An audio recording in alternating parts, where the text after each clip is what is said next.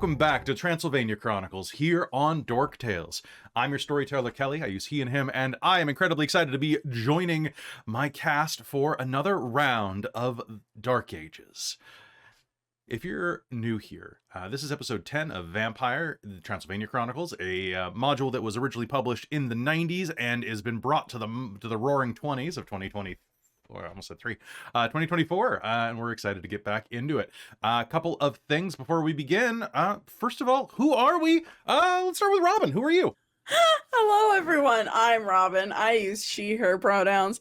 And tonight, I am reprising Tereza Dinescu, our Zamisi wannabe Revenant family line in the midst maker, just crafter of horrific things. It's great. I love this character so much. And grandbabies.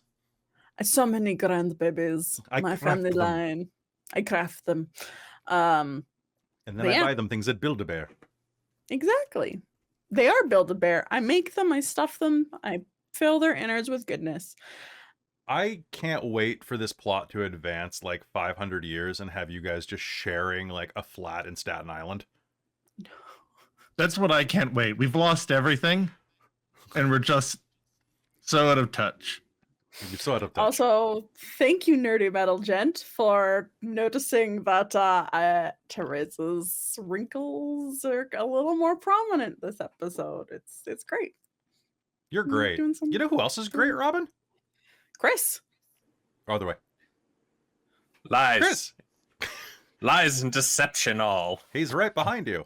Hello, I'm Chris. I go by Blogg in the chat, use he, him, or they, them pronouns, and really happy to be here. I can't wait for this Act 2. We are in Act 2, right? We are in Act 2. Act 2, Scene 2. Ooh, whoa, we went through an entire scene in one episode. I know, right? Shock. I play our conniving La Sombra Rainald, the excommunicated priest, and really looking forward to getting the family back together. All right, speaking of family, nobody's got family like Bastien, who's played by Kal. Yeah, it's me, Kal. I'm Neo Kal in the chat and most social media things. I use he, him pronouns, and I'm playing Bastien, the salubri of the group. Well, Secret salubri. Secret salubri. Secret salubri. I'm using the teeth everybody else are, and I notice they take up a little bit more real estate in your mouth. So now I understand. You know who else understands? It's Jen. I do understand, and part of that is why I'm not currently wearing the teeth I have. But that was something I was going to mention off camera, is that if you do want any of the moldable plastic stuff and a heat gun, I have it, and lots of it. But nice. Hi, I'm Jen. I use she, her pronouns, and I play Alëna, our fun little gangrel. Don't call her little; she'll kill you.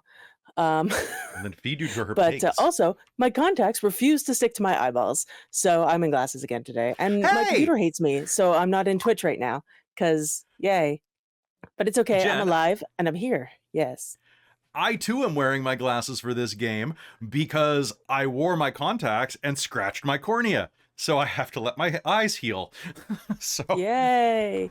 I'm hoping that I can I'm hoping I can make the other contacts work for Friday's game. Because they're a different design and they actually worked the other day. So we'll see. We'll see if that happens. Nice. Do I also owe you a wig? Should I drop that off at your place tomorrow? You can. I mean, I don't need it right now. Like, it's not urgent. Is it not the wig for that game? No, I have that wig. Okay, you're right. You're right. You did send a photo of that. No, that's the wig that Jen was gonna lend me if this wig didn't arrive in time, because Canada Post lost the wig for a bit from Unique. So Jen had given me that wig. You could have just said Canada Post, and that would have summed it up right there, Robin. That's we don't fair. need to go into details. Yeah. Canada Post. Hey, folks, You know what's going to arrive at your place and not get lost by Canada Post? It is your order from Bookwyrm Games.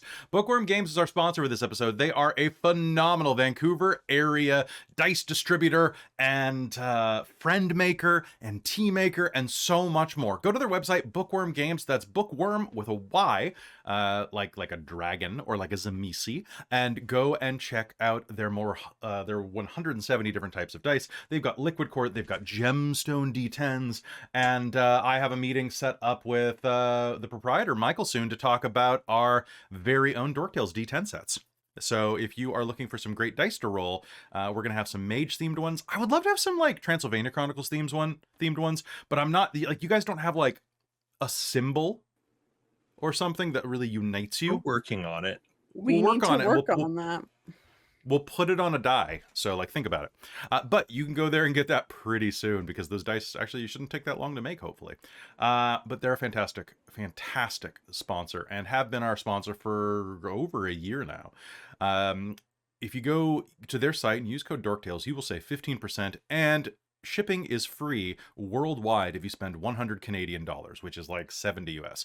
It is really ridiculous. You will have so many dice in your cart and you won't even realize that you have hit that that free shipping total.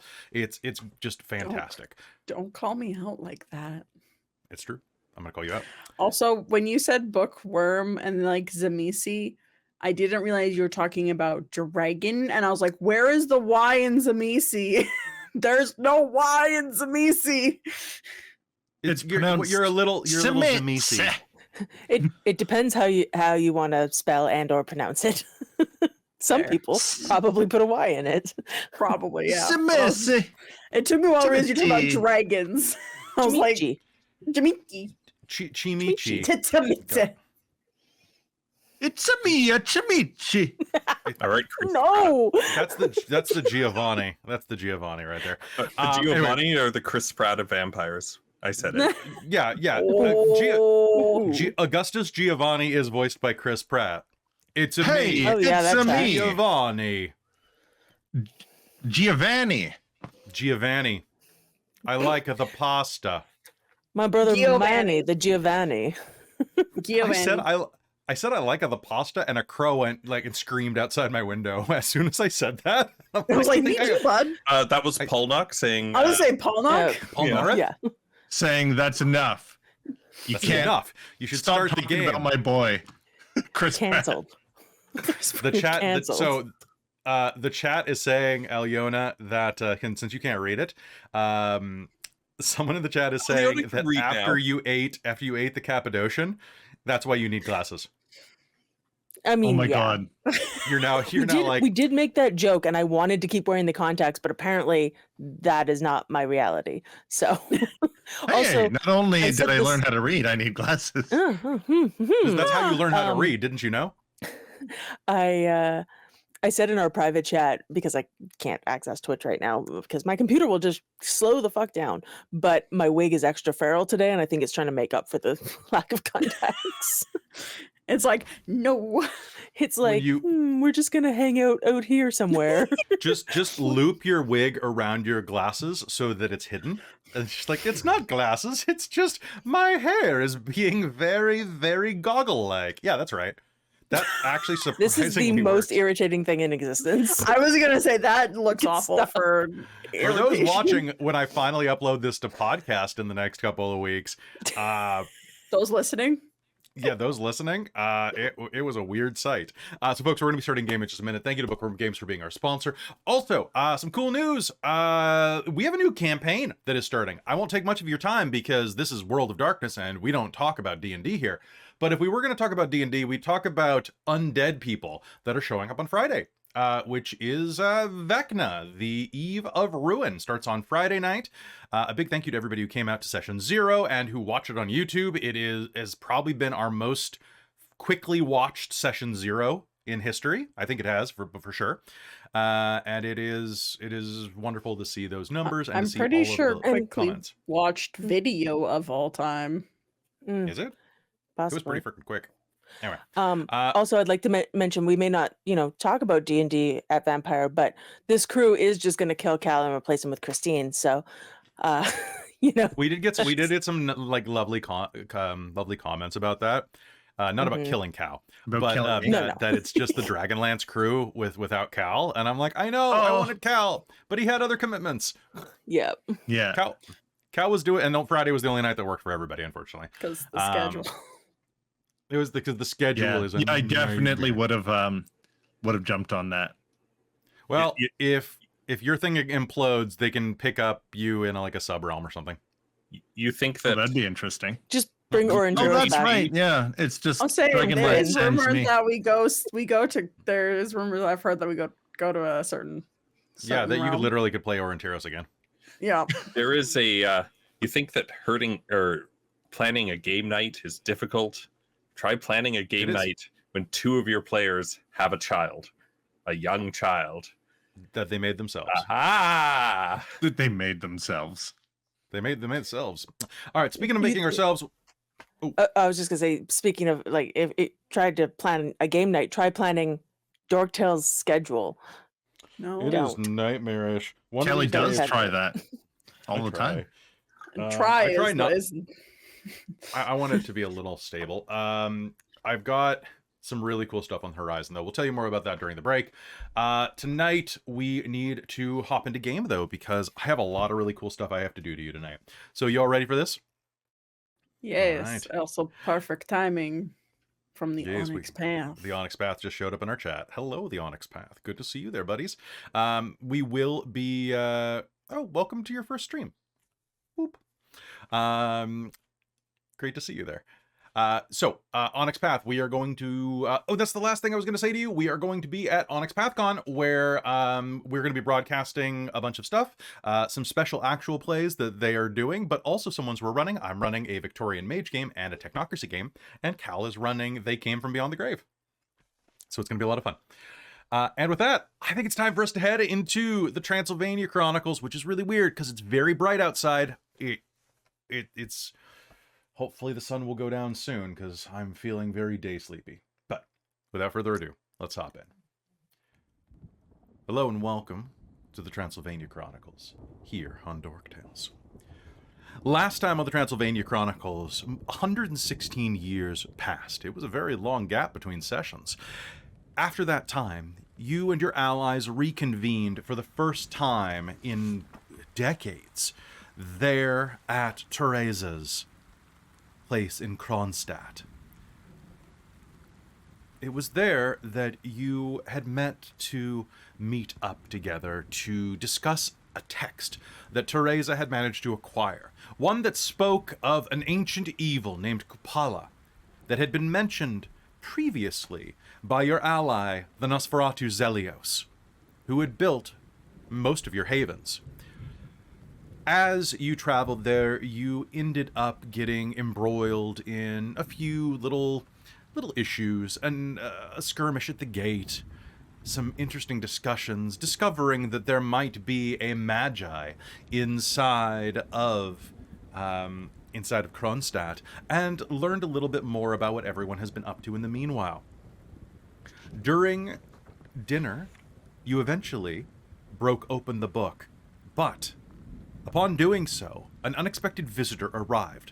Octavio, a Malkavian and soothsayer bound to the demon Kupala, in his words at least, burst through the front doors of Tereza's haven and called down a prophecy before entering a seizure and being calmed by a use of animalism. Upon waking, he had no real idea of why he was there, and turned out that aside from almost having you burned alive by a mob 116 years prior, he's a pretty nice guy. He offered you what? Oh, yes, go Ronald. ahead, sorry. No, please ask. So when he was coming in, he said a prophecy kind Yes. of thing that we didn't do it, and it was our time to stop it. After he was calmed down, he said that he was possessed by the demon. Yes, and the demon gives him visions against his will. So if he's possessed by the demon, isn't it a little sus that he's warning us about the demon and the prophecy while he's possessed and doesn't remember that when he's supposedly... Maybe. That's up to you. You guys seem Yeah. to like it, though. Would you like me to reread the prophecy to you? Please. Okay. So, hear me. I will say this in Kelly's voice because it's a little easier to understand. Hear me. Though I long ago warned you, thou hast done nothing to quell the demon's awakening. The first of the signs has seen fulfillment, yet you wait. Will you remain idle while the land's heart is ripped from its bleeding chest? Do you not see the eternal night is almost upon us? He stirs, and with him the ancient ones groan upon their stony beds, their hunger shrieking out for our vitae. The loss of the Holy Land, the breaking of a holy order, and the downfall of a mighty magus. The time has come, the first of those that leads to ever blackness and death eternal. You stand within the whirlwind. 7 more remain. What cannot be stopped must be transformed. On you rests our redemption or destruction. Do not fail me again. After which, he informed you that he was fairly certain of these signs. He believes the following. He believes that he has foreseen that, and there shall come to pass a loss of Holy Land, that he presumes is Levant, known as the Holy Land to generations of Crusaders, lost to the Christian Empire in 1291, so about 20 years ago. The breaking of a holy order. He had visions of the Knights Templar in the hands of Inquisitors. And the downfall of a mighty magus, which he cannot make out.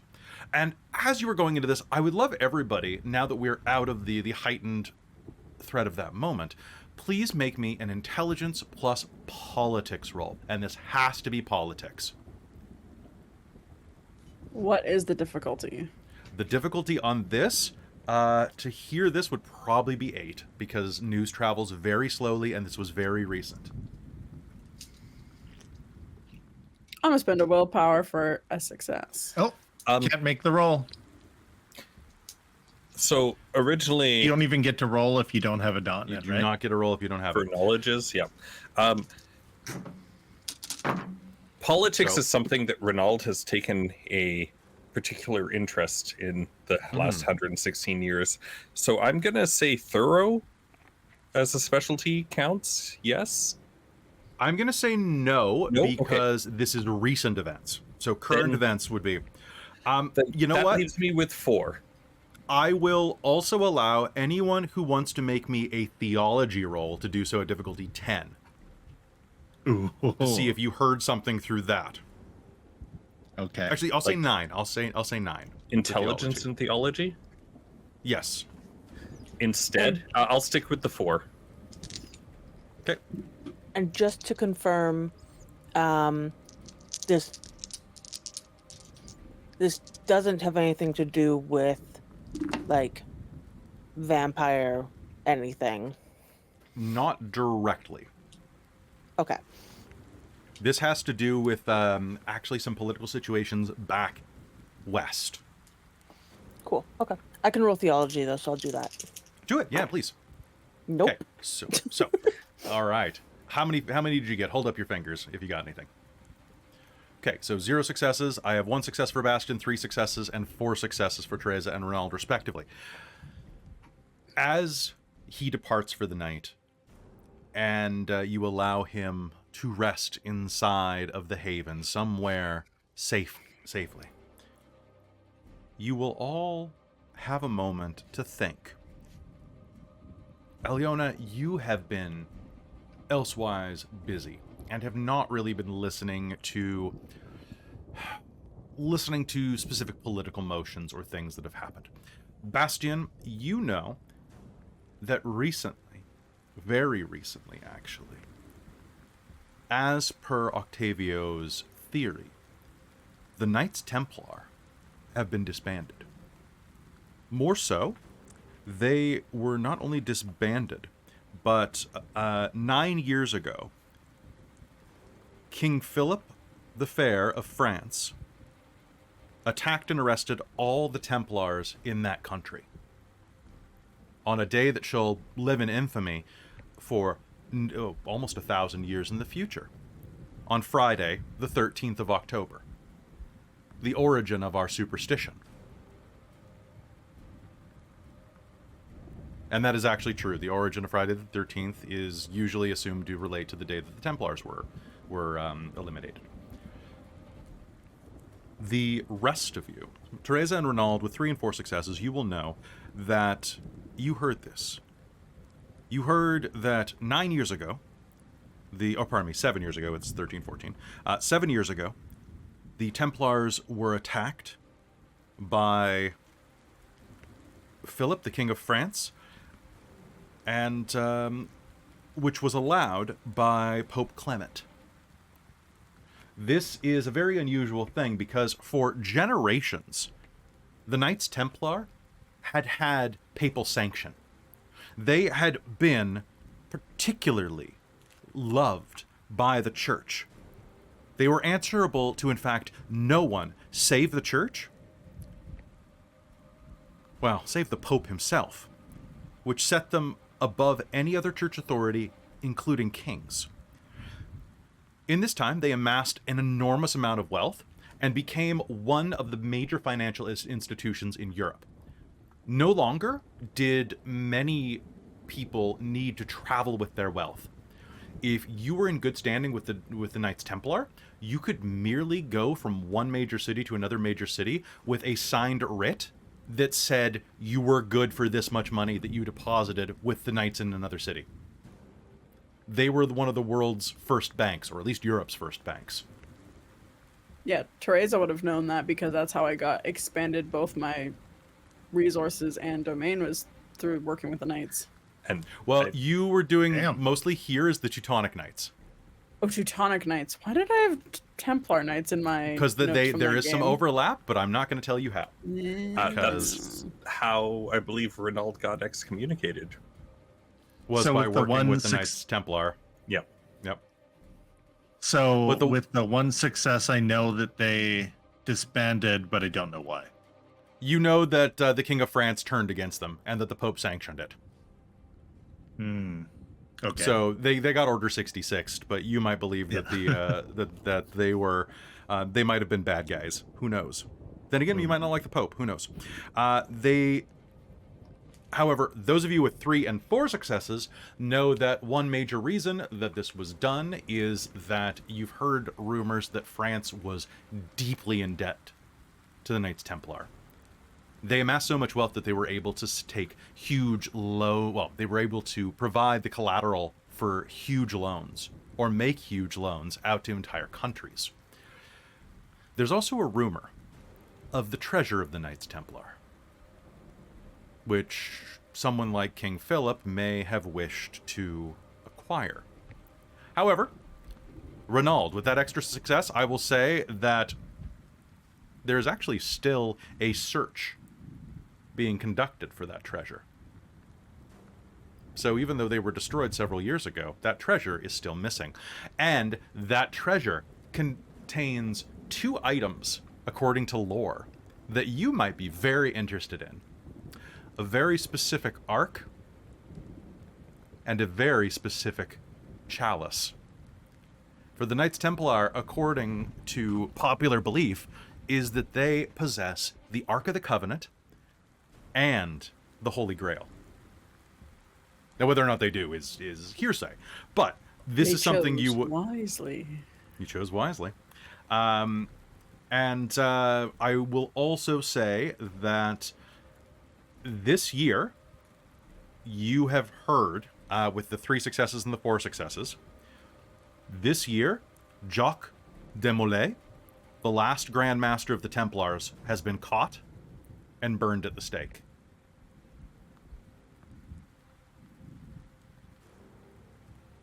So that definitely plays into his visions of the Inquisition. So, as with that, that is just some background that you probably would know from your political connections and from working with, like, the Teutonic Knights. With that, the storm continues to rage outside. And all of you watch Octavio bid his departure.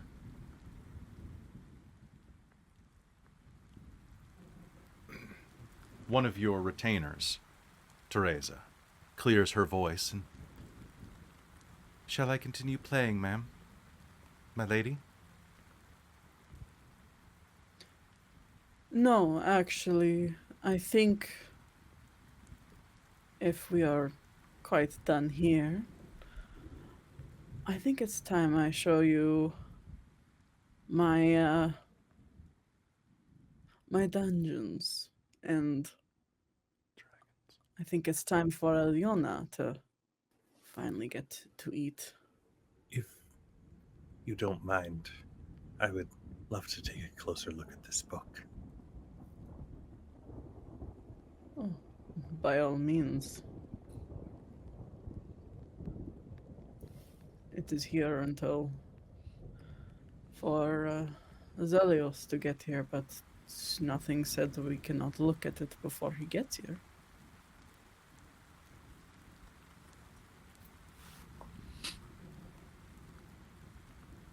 So what do you want to do, Rainald? Looking over at the book, it is a hard leather-bound, corded manuscript that has seen better days. It is beginning to fall. It was beginning to fall apart when you were not even embraced.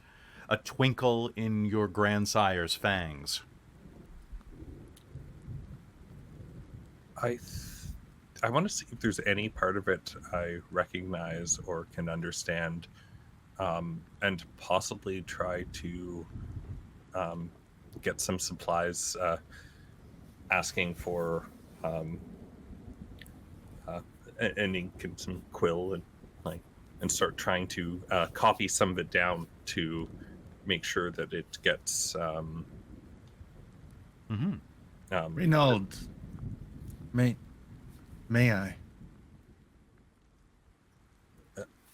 of course. I'm going to use Spirit's Touch on the book, if I can. Well, yes, you may. Go ahead and let's look that up real quick and see what your difficulty for something like this would be. Okay. It is on What's, page What language is the 197. book in? The book is written in, ironically, the module doesn't say, but I'm going to say Latin because it is a church treatise. So it would make the most sense for it to be written in Latin or Greek, and I'm going to go with Latin. All right. Spirit's Touch.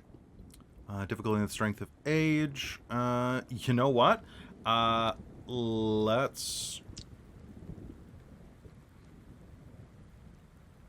go with difficulty 7. So, I need you to roll Perception and Empathy, difficulty of 7, and difficulty should only be considered when a challenge, possible failure would add to the story. Yep. All right, sounds good. I'll spend a willpower. Probably good. All right, spent 1 willpower.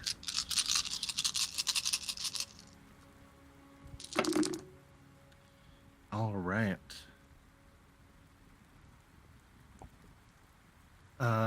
3 success from the dice. Was hoping for more, but I bought 1, so that's 4.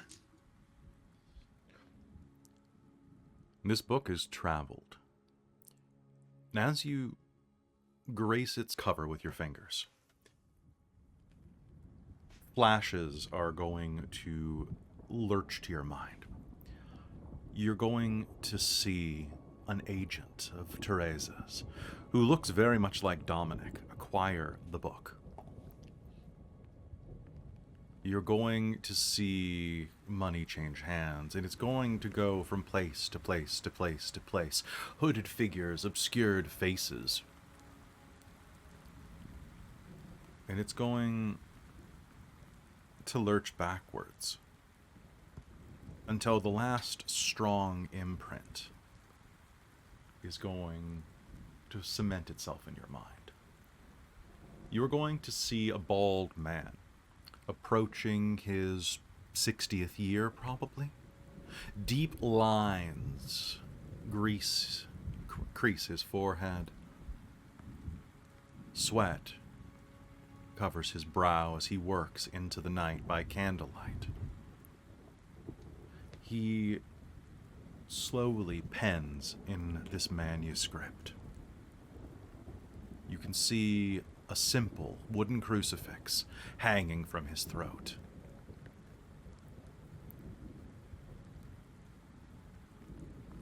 You can see him write as he works,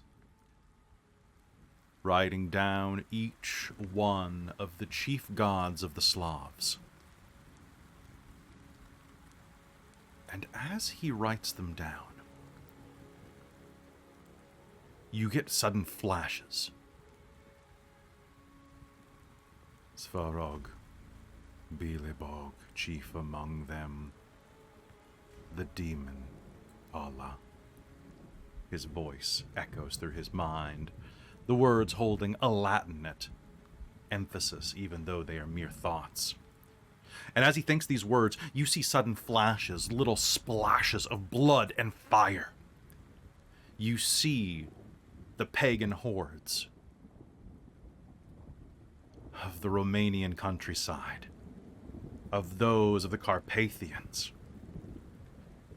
You see monks beaten. A monk falls beneath an axe that cleaves open his mouth. Others are hauled into fires or chained to giant wheels to roast above spits.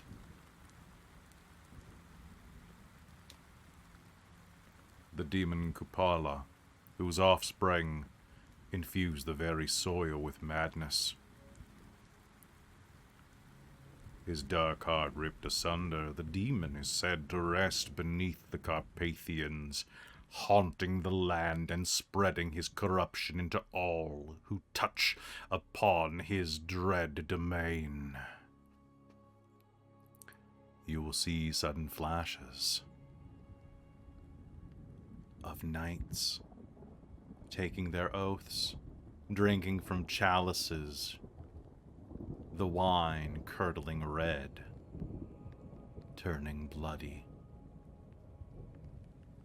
and darkness passing over their features. The man pens the book.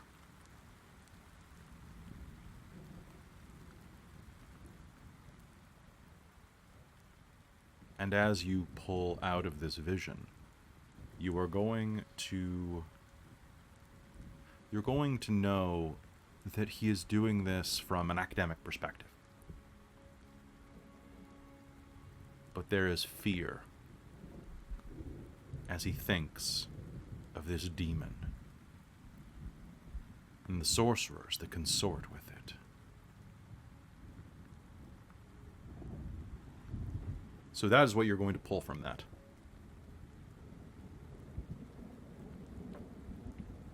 That this demon has been driving both Slavic tribes to madness, pagan tribes to madness, even those who would worship it, but also infecting the holy as well.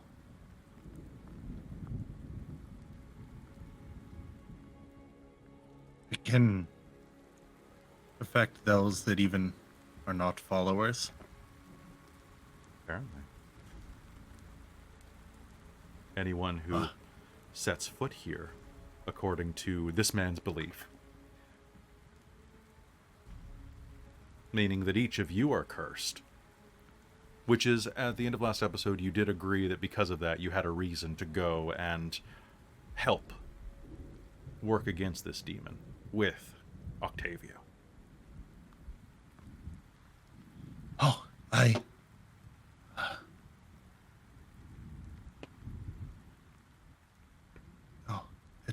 this is real, and it has been...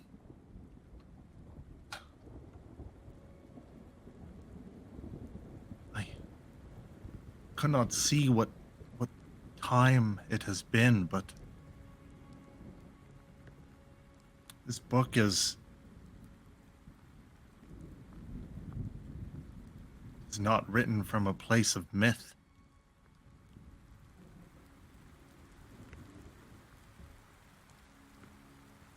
It's truly a guide to stop what comes. And we have done nothing.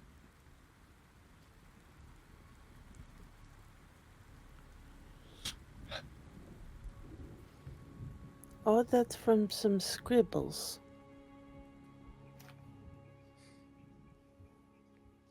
Can I just pop out a character that this whole entire scene's been going on, and right as Kal started like speaking to us, the sky outside is opened up and it's literally hailing and raining outside my door right now. No, sorry, that's just me. I'm just storytelling extra hard tonight. Oh, Mhm. oh wow. It's Don't say that intense. too loudly or a paradox will come for you. The Yeah, sleep must exactly. have helped Kelly recharge his powers. It did. Yeah. It did. Because I get it so rarely, but I will monitor that, Jen, now. Jen makes a point. All that from these scribbles. No, all of that from...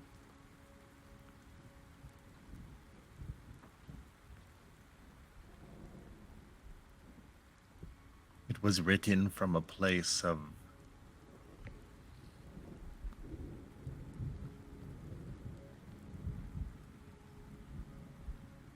not of worship or religion, but almost like a scholarly endeavor.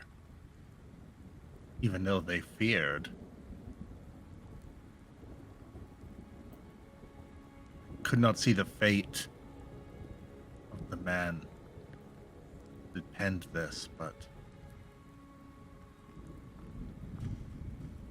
none of this is religious folly or prophecy.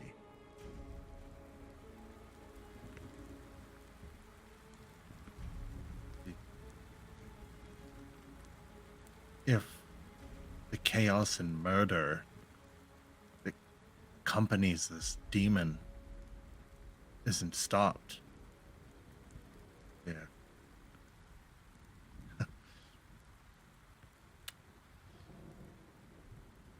There will be more to worry about than the town, the locals going a bit crazy. More to worry about than running out of food.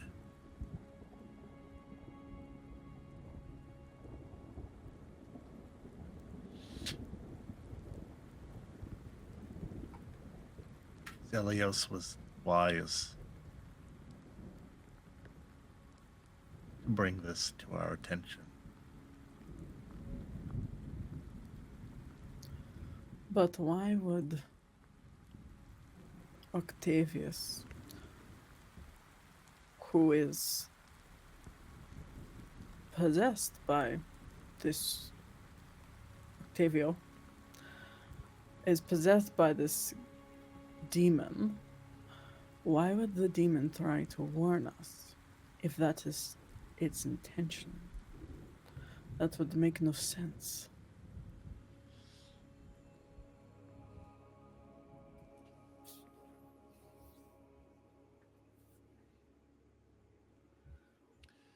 Perhaps he's Quite not an truly interesting- possessed. Papa? You hear a voice cut through the tension as Alëna leans over. Lady Tereza, I was hoping for the blood sport you promised. What? Yes, of course. We can discuss this book after those that want to hunt can hunt. Now please, follow me. I have quite a surprise. Tereza, tell me what language this is first. This is... It looks nothing like what you taught me. His Latin. Yes. It is an old language. This They is write weird. They do. They write different than how I... Will probably thought die you would. out in the next few decades. I hope so. I Too find much that already to learn. unlikely.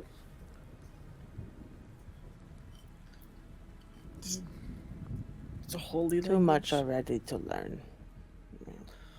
Alëna, Mm-hmm. as you are looking at this, can you do me a favor and make me a willpower roll, please? Sure. Uh-oh. She's going to bite the book. Stop her. Let's do this at difficulty of 6. I don't know whether I wanted to fail, but that is 5 successes. Okay, 5 successes. You are going to look at the book, and there is going to be this sense of vertigo. You're not going to fall over. You're not going to tumble, but there is a moment where you are going to taste a bit of blood on your lips, on your teeth, and as you look down, you are going to be able to make sense of the quaking of the earth, the foul rains and lightning that destroy crops. May God grant. The letters are going to shift and become...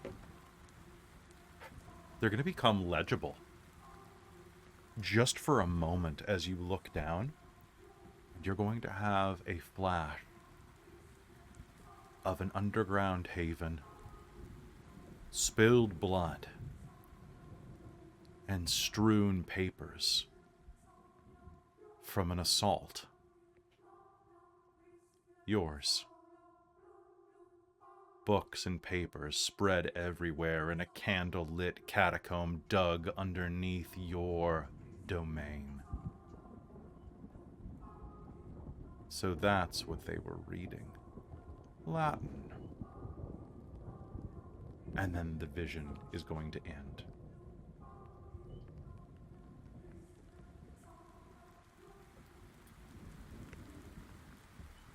Did someone say hunt? She's not going to engage with that at all. She's just like, nope.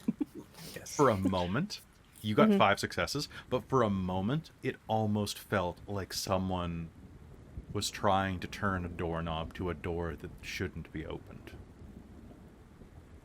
That a locked door was beginning to rattle just a little bit. But you've braced it.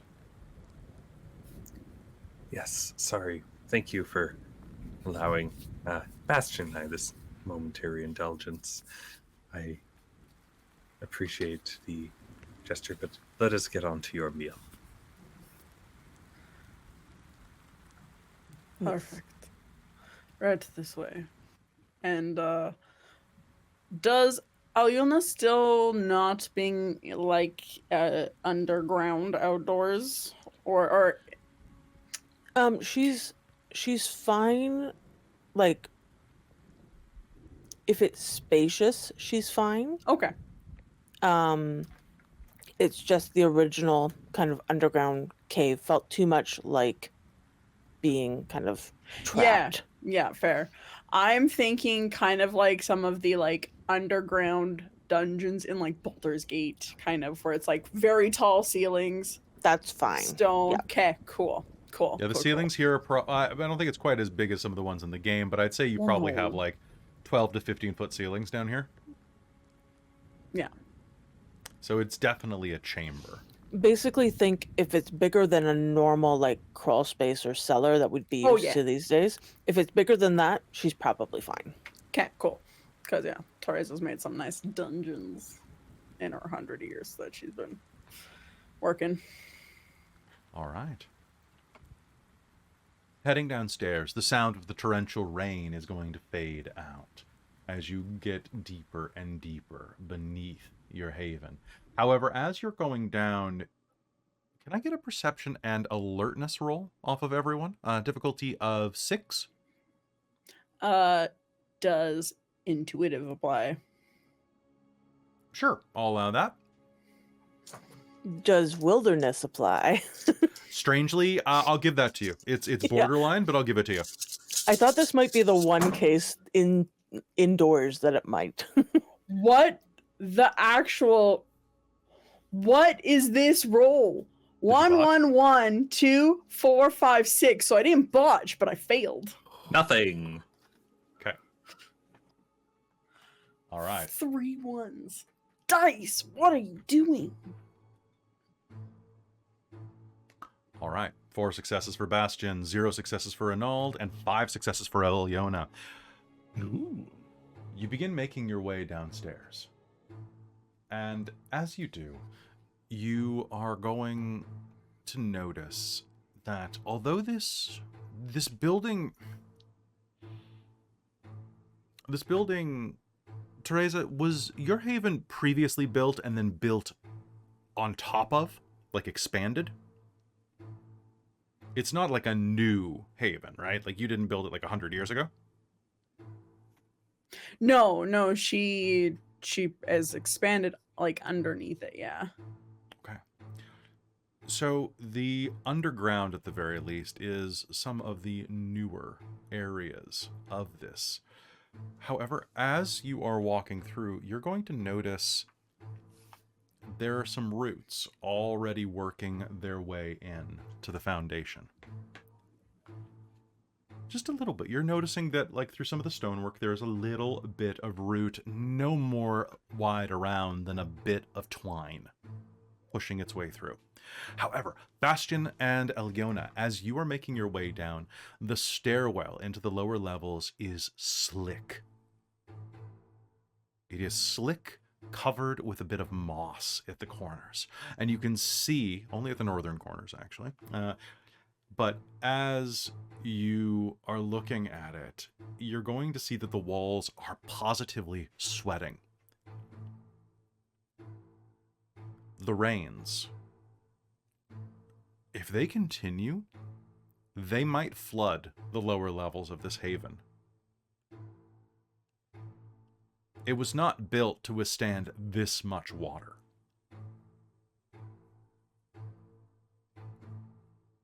Especially not once the ground had been starved of it for so long. How much of it is natural versus carved out? How much of it is natural cave formation, Robin? I have resources. I think most of it's carved, right? Yeah, I have resources for, so yeah, Tereza would have made it look. So most of it is work stone. Yeah. Playing off of the cave system that would have been here? Probably a little bit built into like natural rock formation where Yeah. possible. How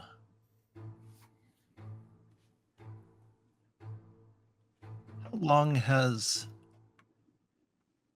this beautiful dungeon been around for, my lady? Well, parts of it were original when I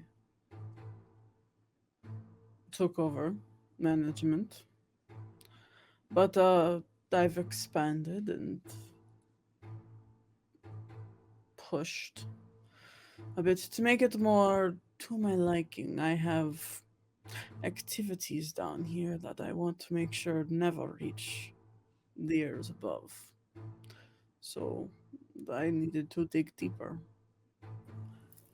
Knowing of your particular hobbies, I think this will be most entertaining. Thank you for allowing us to see. Maybe I'm wrong. Maybe. What are you noticing that? The rains are going to drown you. The water table. This could flood if the rain season continues. You're not wrong, Bastien. Well,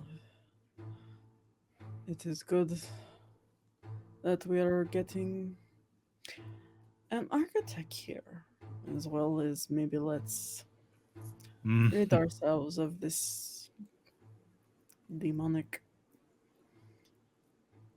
being. Maybe the rains will stop. That's what I like about you all. We very much do seem to shore up each other's shortcomings. Robin, please describe what this dungeon looks like. Why have you brought people down here? What is here calling out to you? So this dungeon is fairly vast. I picture it a main chamber, and then there are several chambers going offshoots of it. There is one that has a very heavy steel would not be invented yet, used yet, right? So just like very heavy Steel? wooden door. Absolutely. A steel door would be Absolutely. fine. Okay. Well, steel Very thick. reinforced probably. It would probably be wood with like metal riveting or plating. Yeah. Okay. So yeah, like that kind of door. Yeah. So there's a very heavy one with a very big lock. Like the black iron. Yeah. Basically, Yeah. picture anything from like Robin Hood, Prince of Thieves, like Yeah. that type of architecture Yeah. and structure, but like Yeah, darker that's exactly. and moldier. Yeah. Mm. Yes. And you will see several doors leading to like cages, where you can see various rooms that have various viscera left on the sides, because Tereza doesn't clean up her messes, she just makes them. Can I ask you a question about that? Yeah. The viscera. Yeah. Are any of those rooms, is the viscera still alive? Oh yeah, and there's a couple of them there are, yeah. So do you mind if I add a little description in there then? Oh yeah, go for it. Please add your As storytelling you pass flavor. one of the rooms, it's going to be like a small chamber with almost like a cage door to it, like a jail cell. But as you walk by, you'll notice that there's viscera lining the lower 3 feet of the wall. And as you walk by, pale eyes are going to roll and watch you from the mass of flesh that's splashed against the wall.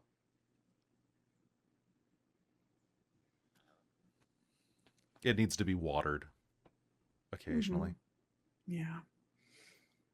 There's something growing in that room. I am working on my art. Here you will see one of my greatest creations, and Tereza will very happily show off a completely unrecognizable Talina, but her father. Tereza will not tell that that's her father, but she has crafted a Schlakla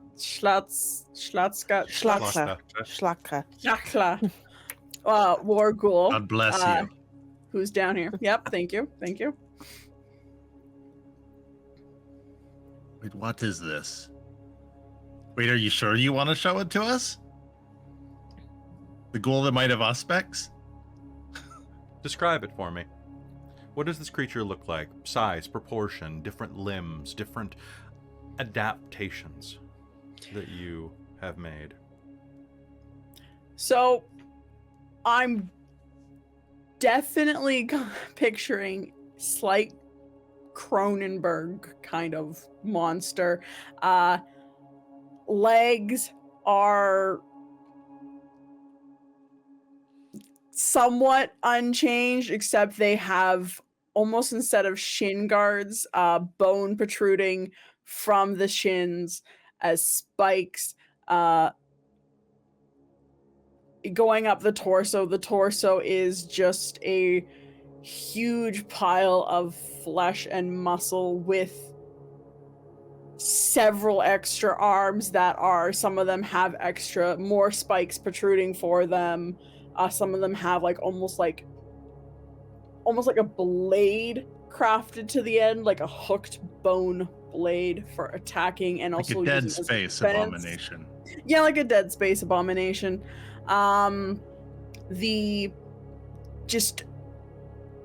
It's grown in size. It's probably, how tall was Lena's dad? About 6 feet, maybe 5 feet. He was actually quite tall. He was about 6'2", 6'3". He was He's very broad and sorry. very tall. So yeah, Tereza's probably just stretched that a little bit. So he's probably 6'5", 6'6" at this point, maybe pushing 7 feet, with extra protrusions of bones on the shoulder. Basically, she's she's taken almost like the bone armor that she crafted from that werewolf's rib cage that she wears as decorative / protective armor, and she's taken bones from other animals or big creatures and made this bone set of armor that is just melded to the flesh so it never falls off, and just unrecognizable features on the eyes. It's like she's taken his face and just like smushed it like moldable clay. There are eyes on the front of his head, on the back of his head, so he can see from all directions. And he's just this abomination of flesh and bone that Tereza's worked very hard to make him not unrecognizable, or to make him unrecognizable. No mouth. He's going to make this noise through the bits of vocal cord that still kind of reverberate through the flesh of his, well, I doubt he has much of a neck anymore, but Nope. through the kind of center mass of his chest. He's going to let out this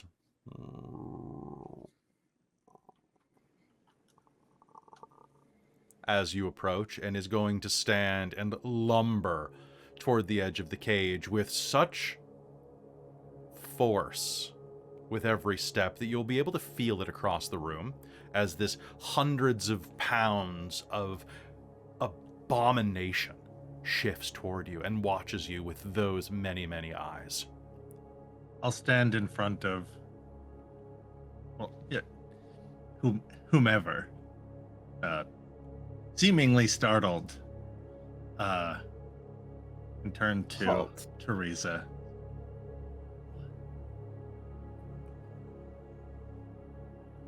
What abomination Halt. is this? This is my protector. I've been learning to craft flesh and bone, mold it, and I've been working to make a good front line. It obeys you? It does. Is it alive? Does it have a it- name? Oh, Alëna.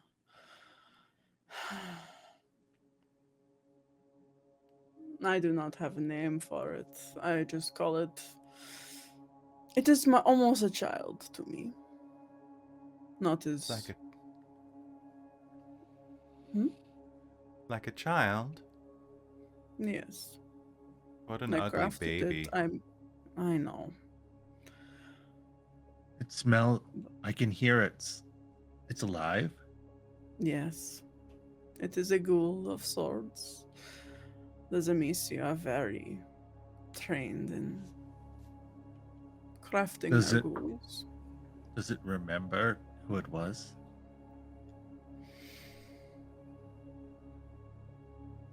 No. I've been working on this creature for so long, I do not think it is much human left in it. Perhaps the Lasombra are not the only clan that can channel the absence of God. This is a masterpiece of a horrendous nature. Thank you, Rainald. Are you intending for it to fight with Alëna? No, no. As much would- entertainment as that would be, I do not want either to get hurt. I've spent a lot of time and blood creating this thing. I would hate to see it ripped to shreds by Alëna. It would give me a good fight, but It would, but I do not want to do that. No, no, no. Follow me over here, and you will see I have the main event. This was just me showing off. my latest project. As you turn and go and take them to where I know you're taking them, there is a brief pause behind you that goes unnoticed. As Lena stands and stares at the monster and whispers like a baby. She gets close to the cage and in a hushed voice begins to slowly say under her breath, "Dormi, copilor meu ibute, sub ceru celnes furshid, luna vaque hunza noaptea trece, ungerite on crondes."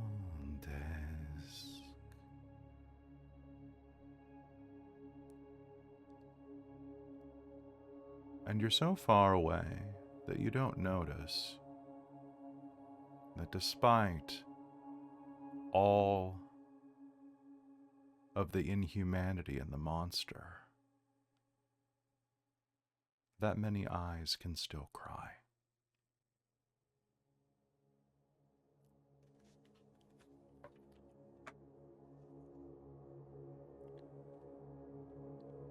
Meanwhile, across the room, you take them toward where you are meaning to take them.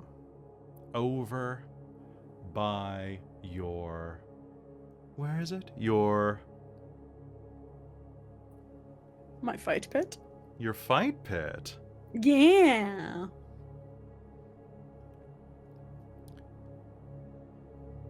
So describe your fight pit. So I'm just getting over the shock of how horrible of a person Tereza is. Anyway. That was the best approximation I could find of a Romanian nursery rhyme. That quickly, for those who don't speak Romanian, and I sure didn't, that was phonetic. Sleep, my beloved child, under the endless sky, the moon watches over, the night passes, angels protect you. Is what that entire thing says. But that, you're not paying attention to that, you're fight pitting. Describe I'm your fight fight pitting. pit. I mean, Tereza wouldn't have let Lena get so far behind. No, because that's why she it was does just quickly. Yeah. I also spent a drama bomb for something. I know. I'm so... Oh, there's a lot of God to bring into these. Oh yeah. catacombs. You don't want to know where she got the extra limbs from. It's The even darker. Extra limbs. On the monster. Why does it have 7 penises? Why don't you? Yeah. Good question. Can you help me with that, Tereza? For a yeah, price, I you can. I You can for a price. What a surprise. Everyone's Klingons. Let's continue. So the fight pit is just like Just a through hole? another... What? Is it just like a hole? I mean, it's a bigger hole. It's kind of through like this hallway into like a big area, and there's just some extra cages and doors.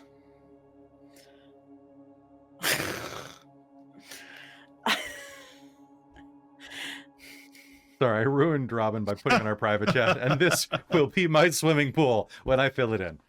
Yeah.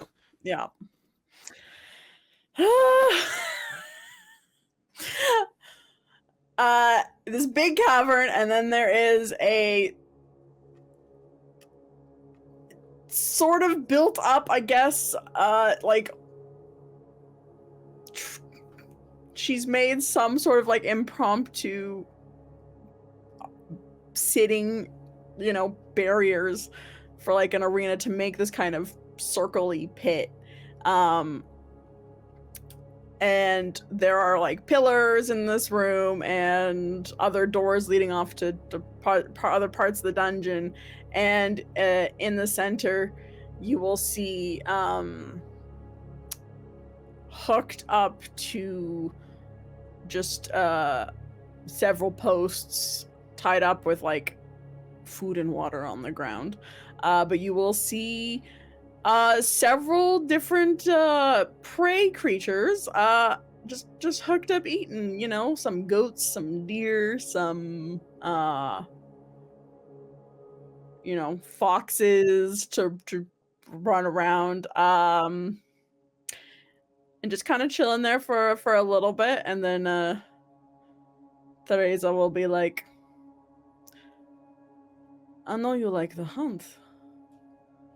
I figured we'd start off easy, and if you want something a little more challenging, I might have a few more surprises, but I figured what's a good hunt between predator and prey.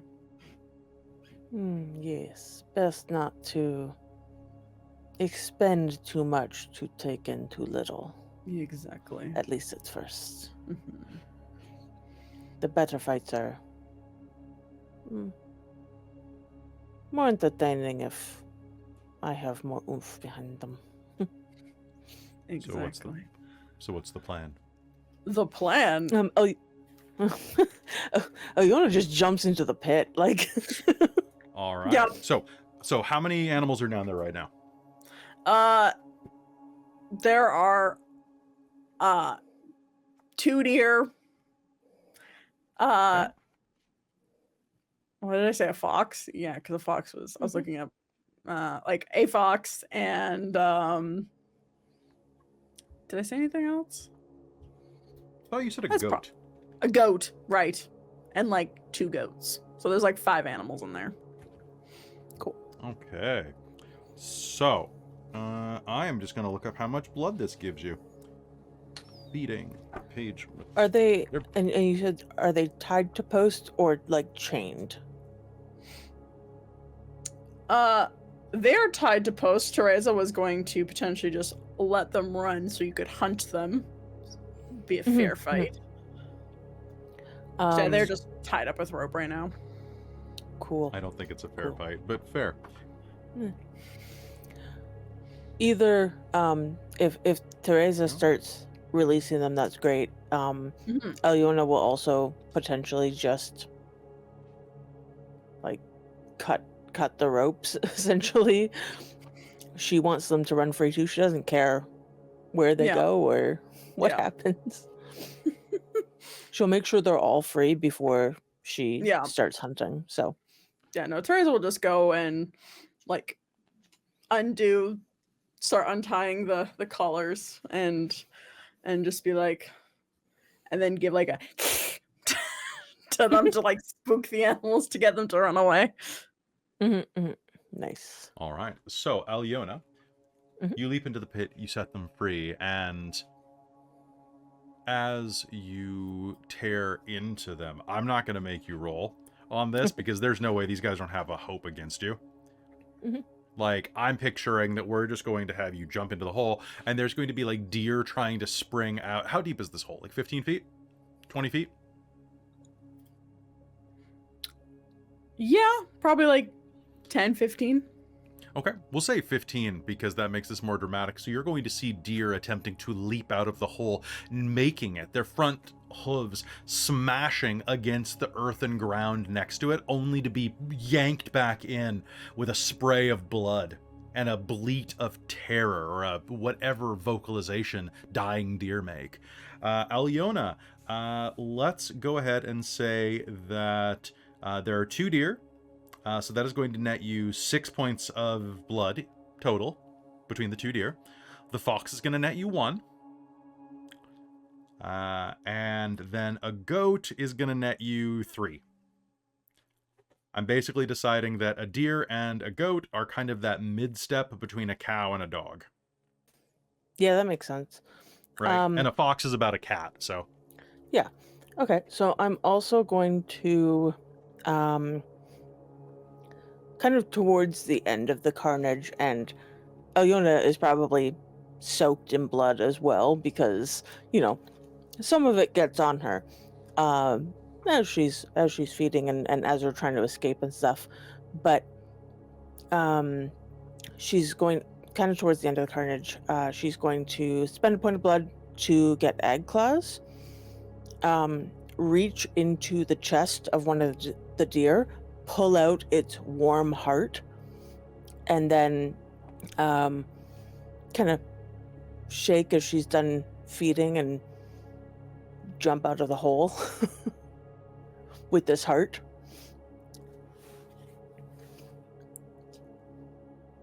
And she's going to turn to Tereza and kind of hold it out and go, "For Polnak, as an apology." I'm sure he will be very grateful. And he does not hold grudges too long. Thank you. It was, You're most welcome. That was quite entertaining to watch. it Tereza, was a like, good battle. dabs like a spot of blood off of her coat.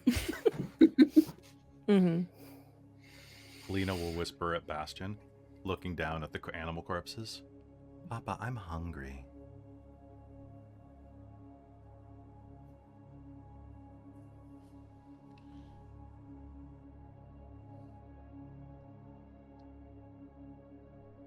I'm sure. I'm sure Tereza has something her people can make you, but if you're asking to jump down there and rip into the... What are you asking? Hmm. Just being creepy? What's creepy? I'm just me. I'm just Alëna, saying.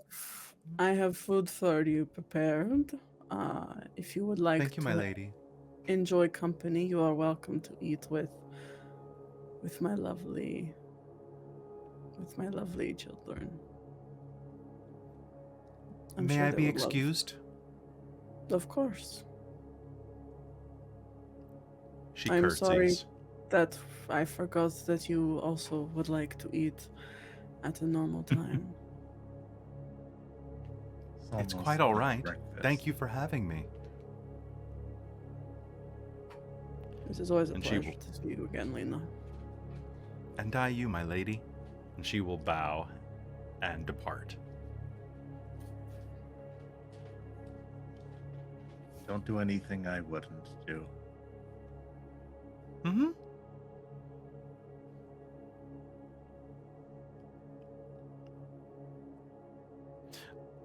Lena leaves, giving you all a bit of privacy in the basement. The dungeon. Is there anything else that you intend to do down here? Nope. There's just the one locked door, but that's it. That's just the one locked door. That is locked, and Tereza just walks by like there's nothing wrong with it. I can't help but to notice one of the doors was locked.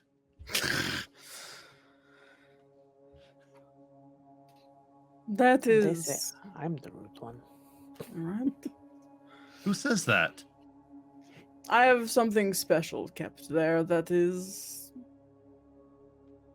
She'll throw a glance to Alëna, because Alëna probably will suddenly recognize what Terez is probably talking about at that when that is kept private, but Oh, well, now another have time to I know. might show that off. Come on.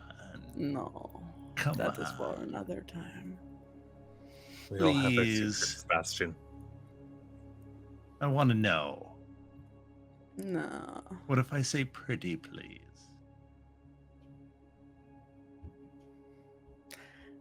No.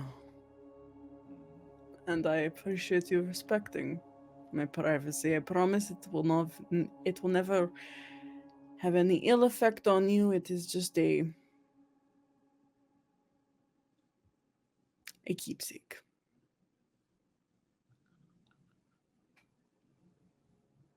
Now, let's go see if my architect is here. Apparently, I am in risk of a flood. So it's good timing he's coming. could be an underground pool. That And you could be- put other types of animals in it. That's true. Alëna, you want to fight a octopus next? Squid. A what? Those Shark. monsters of the deep? Yes. I like my food to be warm and Mm. mostly dry. That would, yes, the blood would disperse a lot faster, wouldn't it, underwater? You head back upstairs. As you do, are you saying anything else? I think Wait, just you can as we swim? go, Alëna will just kind of say, I have gone feeding in the torrential downpours before. It is not ideal.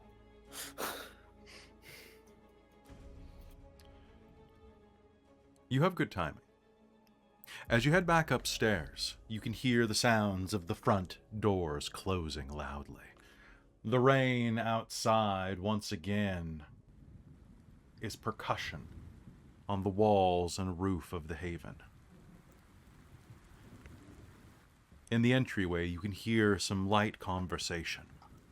And as you ascend to the main floor, you can see that the door is open ahead of you through the relaxation chamber where you, through the dining hall, where you had been reading the book, directly into the main foyer, antechamber, whatever you would call it, the entrance to your haven. There you will see Zelios shaking the rain off of his oilskin cloak. However, he's not alone. Beside him is a shivering man dressed in a long cloak. He's dressed in leathers and carrying a satchel made of waterproof leather.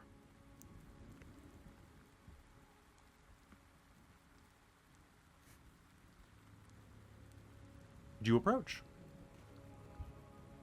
Yes, Tereza will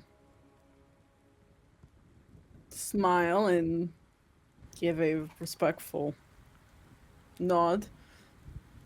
Zelios, welcome. Lady Tereza, it is good to see you. I apologize for my delay. The roads are nearly impassable in places from whence I had come. This is a messenger for you. I met him on the road. Please, feel free to attend to him first. I am in no hurry.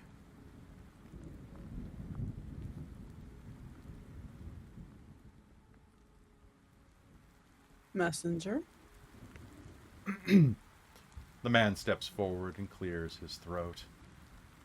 Yes, I am a messenger. I carry a message for Tereza Dinescu, for Bastien, Rainald von Eggenberg, and Alëna Fyodorov. This is the four of you. Yes. You match the descriptions I was given. And he will open the satchel at his side and will reach in and pull out a sealed pouch. I bring greetings from my master who bade me deliver this to you. He trusts that you shall act upon his wishes. I am to await your answer and to return with it. He will hand it to the nearest one of you. Not Tereza, because she has a heart in her hands. I will say, the messenger does not seem to pay much heed to it, strangely. Considering we're given descriptions, I kind of got that vibe. I'll grab it if nobody else does. All right. Do you open the pouch? Yep. The pouch opens easily in your hand, and as it does, something wrapped in the parchment slides out. It slips past the bonds of your hands and hits the floor with a soft, metallic tink, tink, tink. The sealed letter in your hands bears a symbol that you recognize. But what you recognize first is half of a twisted gold ring, set with a carved ruby lying on the floor. Micah Vikos is calling in your favor. Which is what we're going to talk about after we come back from this break. Don't go anywhere, folks. We'll be right back.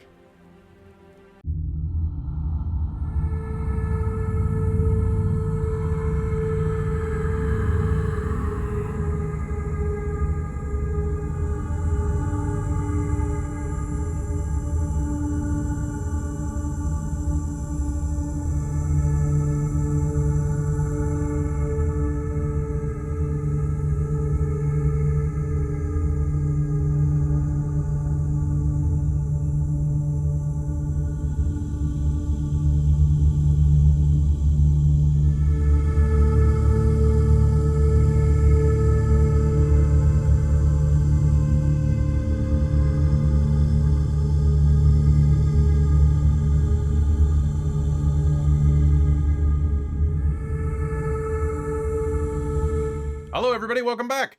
This is the part of the program where we're going to briefly talk to the chat. So, hello, vampires. How's it going today? You doing pretty well? I'm doing pretty well. Yeah. Cat. Kate. I went to Denny's today. Wait, the new one? How's that? Yeah. It's nicer than the old one. Bigger. Oh, but the old one was iconic. I know. Also, the old one, you could get away with substitutions, and if you knew the waitresses, they'd be like, "Oh, sure, instead of toast, I'll give you like an extra piece of bacon or something like that." And the new one's like, "Nope, nope, by the books, nope, no substitutions." And I'm like, "Oh, What? yeah," because I'd be like, get the lumberjack slam, and I'd be like, "I don't need like 4 pieces of toast. Can I have like an extra pancake?" And they'd always say yes. And I tried that in the pancakes new cost one. nothing. Pancakes cost nothing. Yeah. And the new one, they're like, nope, nope, nope, nothing, nope. They got the batter pre-made. Like it's just they just go. Boop. Anyway, we're former LARPers. Can you tell? Because we know way too much and care too much about Denny's. Yay. That is something real fun. He's like, I drove by Denny's the other day, and it was gone, like the old one that we used to hang out at. Right? Like the building is actually gone now. I drove actually by it got too and freaked out. I was like, "What the fuck is happening?" because we used to spend so much time there after LARPs, right? Like after mage, after vampire games and things like that, boy. after werewolf games. And it was Right? just I mean, like, I still remember the Alzoo's days, so you know. Oh my gosh. yeah, Oh my gosh. That place. God, Right? I It's now a 7-Eleven. almost got knifed. It's not. The 7-Eleven's gone now too. Oh, God damn it! This is So what you happens can- when I you work can- from home. I don't see You can anything. open a new restaurant there yourself now. Let's do it. Eliona's. Gen Zoos. Genzoos. Eliona's. Aliona's. I almost got knifed there once after a Good LARP. times. Yeah, I got a guy arrested. He some drunk guy came at me with a knife because I gave him that look because he was checking out some of our LARP people, including my partner at the time, who was wearing goth LARP stuff. clothes, so very booby. And I was like, "What are you looking at, bro?" And yeah, he was very drunk and came at me with a steak knife. Just hashtag just Denny's things. Just Denny's things, yeah. Just Denny's things / just Alzoo's things. Same idea. Anybody got anything fun to talk about on this break? I am drinking this very gingery kombucha, and it's awesome. But Sorry, very... Friday night, you say? New game. What? Are you running? Oh, thanks, Chris. I'm Folks, Vecna. I'm excited for that game. Hi guys, I'm Vecna. This is my crib. Welcome to my crypt. Let's give a hand for... Oh. Give a hand. All right. Keep your eyes out for Vecna. God. I'm almost done with the opening credits, and I'm really excited. I'm very excited. It's starting to look pretty cool. I sent those around. I'm doing something a little different because our artist is really cool, and I'm very excited about that. I also need to create an opening, like a pre-roll for our World of Darkness games and our other games. Also, Alien is stupid popular on YouTube. It is ridiculous. Right. It's almost beating Destroyer- Dragonlance. Destroyer Chariot of of Worlds. Gods. No, Chariot of Oh, Gods. the 'cause Chariot it's a of the little older. Gods.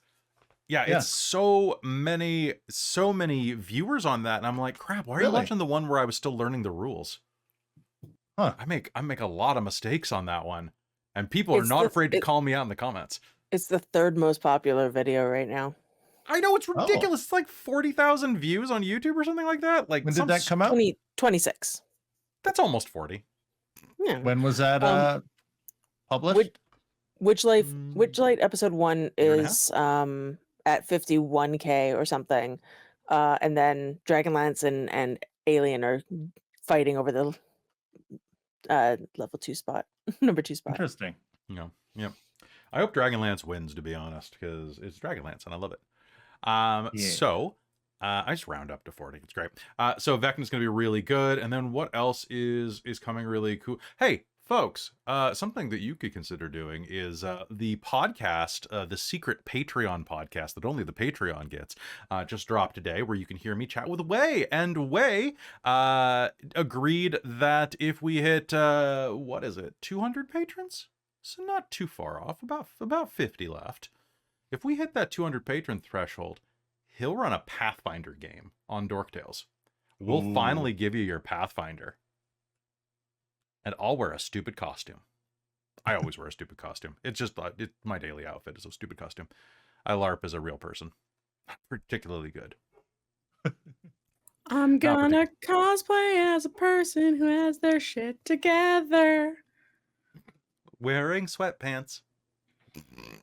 It's a sound that's on TikTok that gets used. Yeah. Yeah. I know, but I do mind wearing sweatpants. I love that we've switched from calling them sweatpants to calling them joggers. It just sounds Have we? like it's a lot of people. Yeah, like I'm wearing joggers. I've right never now. heard that term outside of Britain. They're on that's now. what's Jog being off. pushed by definitely by like Old Navy and other stores. So yeah, like companies are calling them joggers. so they're also made of a different fabric. Like they're like Oh, sweatpant material on the inside, but they're kind of like cat went wild. Oh, it's his feet. His food is automated. So he woke Ah, up in my hands, hearing How his do food. I get that in my house? Because he was I would dead love asleep in automated my food. hands, God. and then suddenly he just went Mach 5. Just suddenly like a bit of shredded cheese comes out and I'm gone. If I had automated food in my house, I would have actually had a proper meal today. Oh God. Yay. Okay. Real quick before we hop back in, I did the best thing that I've done in a long time, cook-wise, because I've always heard that like the secret to really good fried chicken is brining.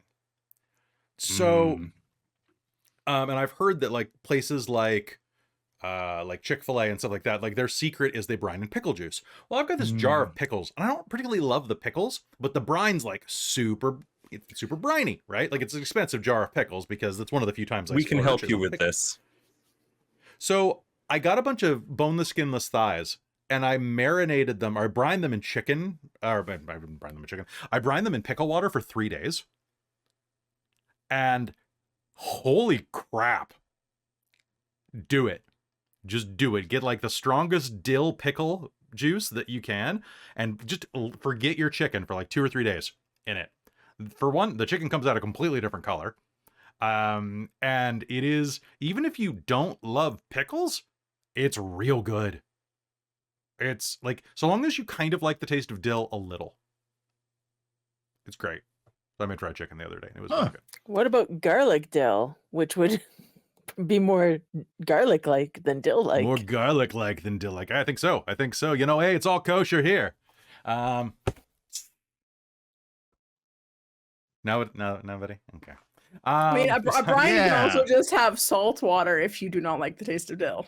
No! It's true. No, Yeah. you need the pickle juice. But fair. You could totally just brine it with salt water and garlic, right? Like, that could be good. What else do I have to say to you? So, yeah, there's that. And then at 175 patrons, Christine will run a Regency-era D&D game, which is really fun. Because guys, just do it. I want to wear my fluffy shirt. And, like, I'll lose, like, 25 pounds for that so that I can get... There's this shirt on Temu I keep looking at that basically is, like... I don't know the type of shirt, but it's the one with the really cinched waist and, like, the really wide, like, open V that you see on, like, telenovelas or, like, mariachi style people. Like, hello, my name is Antonio, right? Like, one of those shirts. And I really want it. Antonio Banderas would wear it in the 90s. Antonio Banderas wouldn't wear it in the 90s. I don't know how to describe this shirt otherwise, because it is just such a mood. It's such a mood. But I keep seeing it and I'm like, should I invest money into this? And the resulting answer is I wouldn't fit into it right now, because it has been a very calorific year. Calorific, which is also when something is very full of cal. Yeah. Yeah. Sign up today. Sign up today for calorific. But I'm seeing if I have it in my cart right now, and I don't think I do. But it's yeah, I will totally wear that for that Regency game. Anybody else have anything cool, or should we hop back in?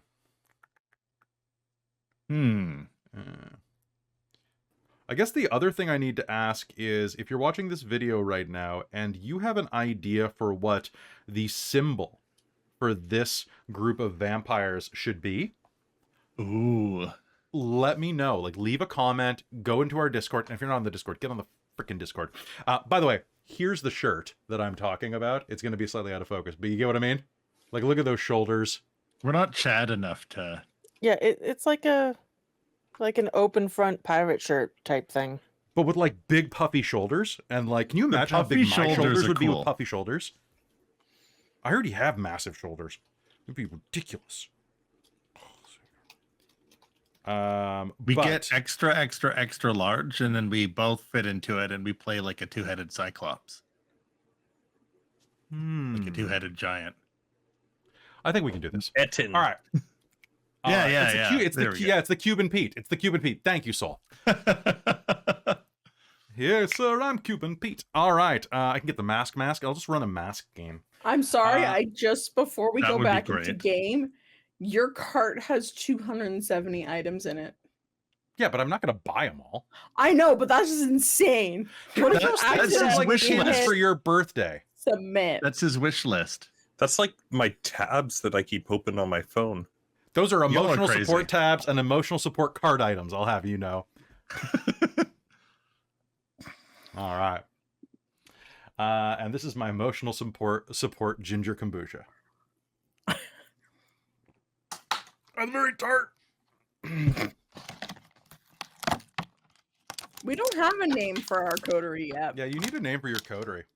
We never Who's really opening- thought about that. Paul Al, next are you angel. opening like a sandwich packet right now? You're close. Is it donuts? Further. Sushi! You have like a sushi container? Fuck All yeah. right. I'm Yeah, all that's for Paul historically Knox accurate. Angels. Paul Knox Paul Angels. Knox Angels. Paul Narf's Angels. No! All right. It's just Stardust the head. Crusaders. Yeah, There the we Stardust. go. That sounds great. The Ah, Last it's fitting. Unicorn, starring Bastien. The secret Aw. box. The secret box. What's in the box? Tereza, what's in the box? We have to do a joke set that is the box is just the D20 symbol.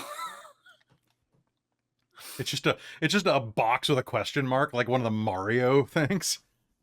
Well, no. We make it. We described it as a long box, so make it look the long box. But then, yeah, it can just have a question mark in it.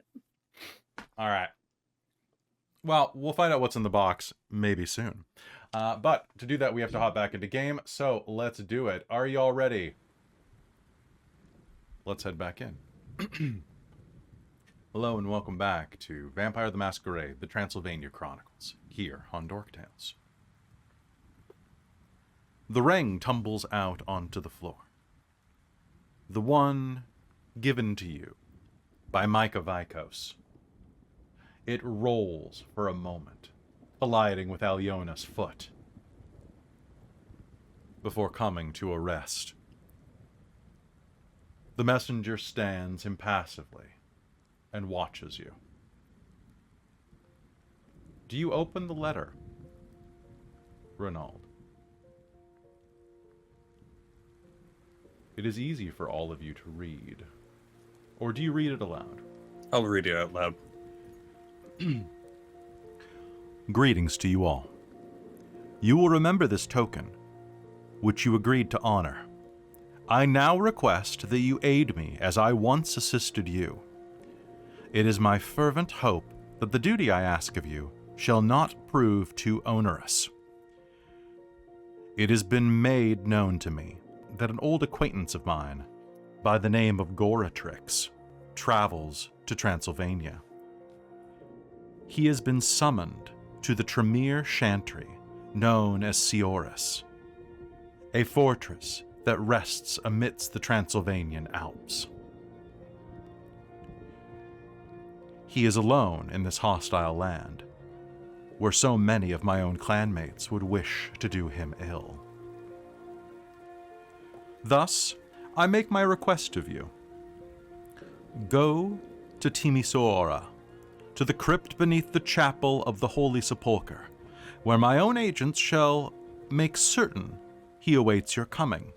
Though clever, they lack a Cainite's powers and stamina. Guard him through these dangerous lands and escort him to the Chantry. He knows the way to Sioris and has been commanded to appear there. I would not like to see him fall before my Zamisi kin. That would be far too lenient a punishment for one such as he. No, with your help, he shall not escape attending upon his usurper brethren. It is my great hope that you understand me clearly. I offer you my thanks. Should you accept, your debt to me is paid. With fondness, Micah Vikos.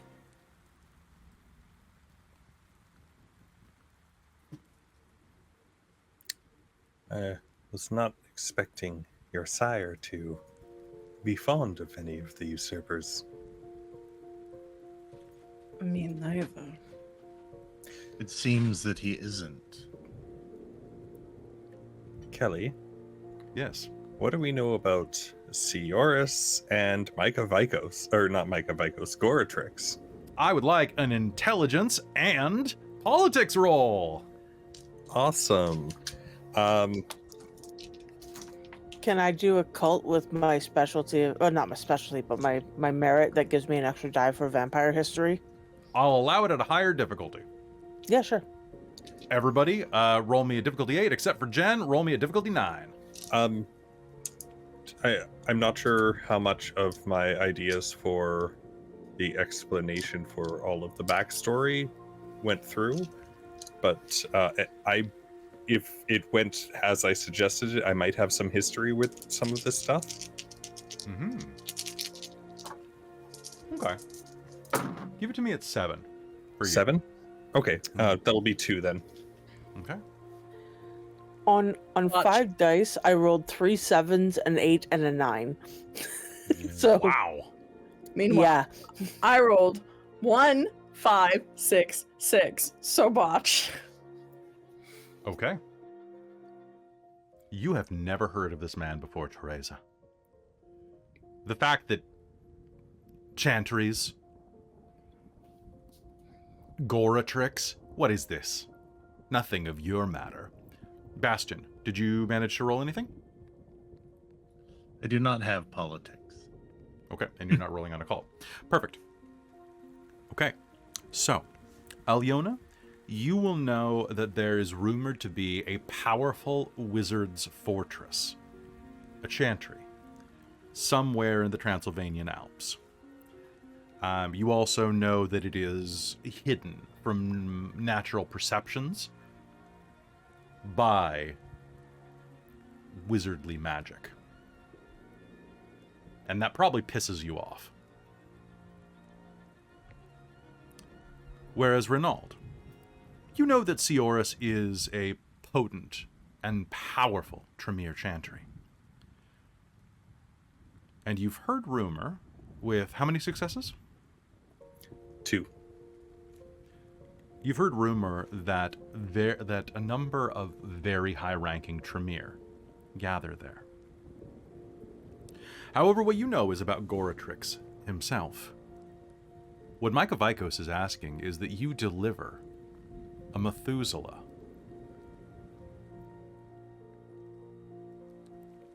He is one of the first Tremere, one of the most high. And I will give you one more little detail. It is strange to you that he would be here, for you had heard distantly that his place was in France. His domain. Whatever could have brought him to Transylvania? What events in France could have brought him here? And as you're thinking about this, Zelios will exclaim, "Perfect! This is a wonderful opportunity for you to help me as well. Seoris, of course. This will lay the demon to rest." Oh, I'm sorry. I came here with great news. I have discovered the reason behind my patterning, my building of castles throughout Transylvania. Although I was not aware of it at the time, I designed and built my dear castles. And while I was doing so, I was constructing a geomantic web. My recent sojourn in Egypt taught me so much. Much of the fortresses lie atop ley lines, carrying with them tremendous powers of the earth. When linked together via certain runes, they shall form a web of power, capable of binding Kupala, that terrible demon who inhabits and corrupts these lands. This is why I came here tonight. I intend to carve the runes into the walls of this castle, and the others that I designed. Once I have finished with the fortresses of the Siebenbergen, only Ventilla Basarab Stronghold, the one I knew had to exist because it balanced out this pattern, remained to be marked. And the one that I knew to exist must be Seoris. You should agree to this request, he says, pointing at the document. If for no other reason, then it will allow you to carve the runes into Seoris. I shall teach them to you. And this is good fortune. My pattern will be completed, and the demon's blood and black heart stilled. We shall have no more of these terrible storms. Truth be told, I always suspected my creations served as anchors in a sea of chaos. Do you also want to look at why my dungeons are going to flood? That is the devil's doing, the demon. Yes, If we can can you bind, fix? can I call off the rain? Can you build a better dungeon? Yes.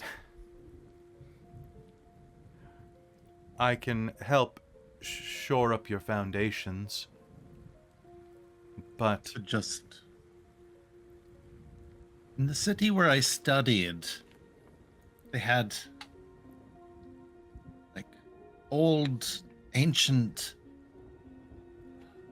canals, almost like drainage ditches. And I would dig them on the sides of our property when I lived back at home when the rainy season would come. Could just be a matter of redirecting it. No?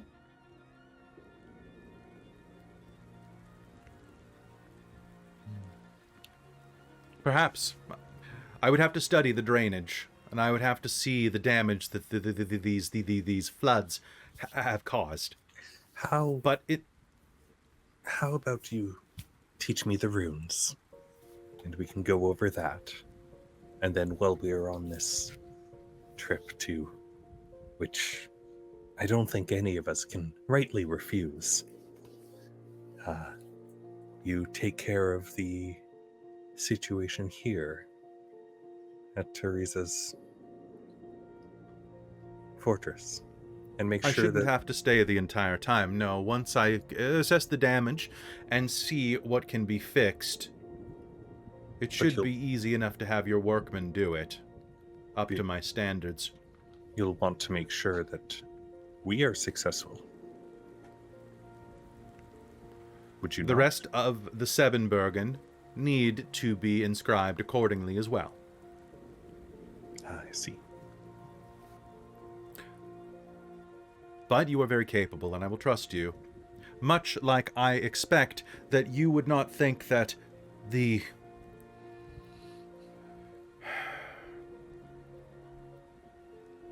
damage and flooding to your castle is by no means the fault of my construction.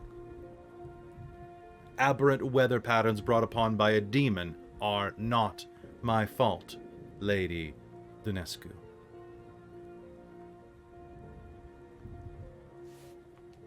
No, but I wouldn't want to trust repairs to anyone else.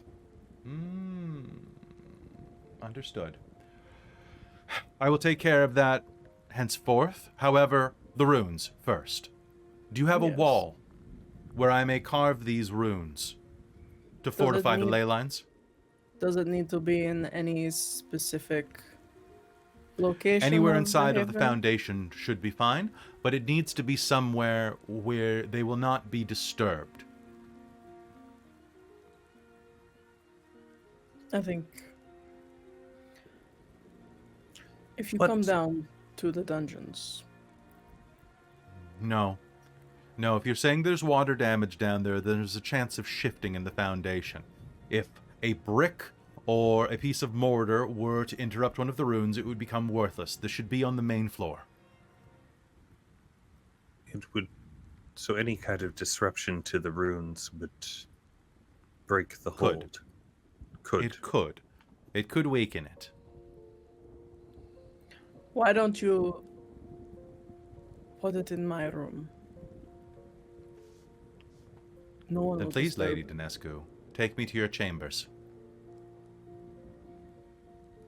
Right this way. All right. Do you all follow? I do. Permitted. Oh yeah. Yeah. Slumber party.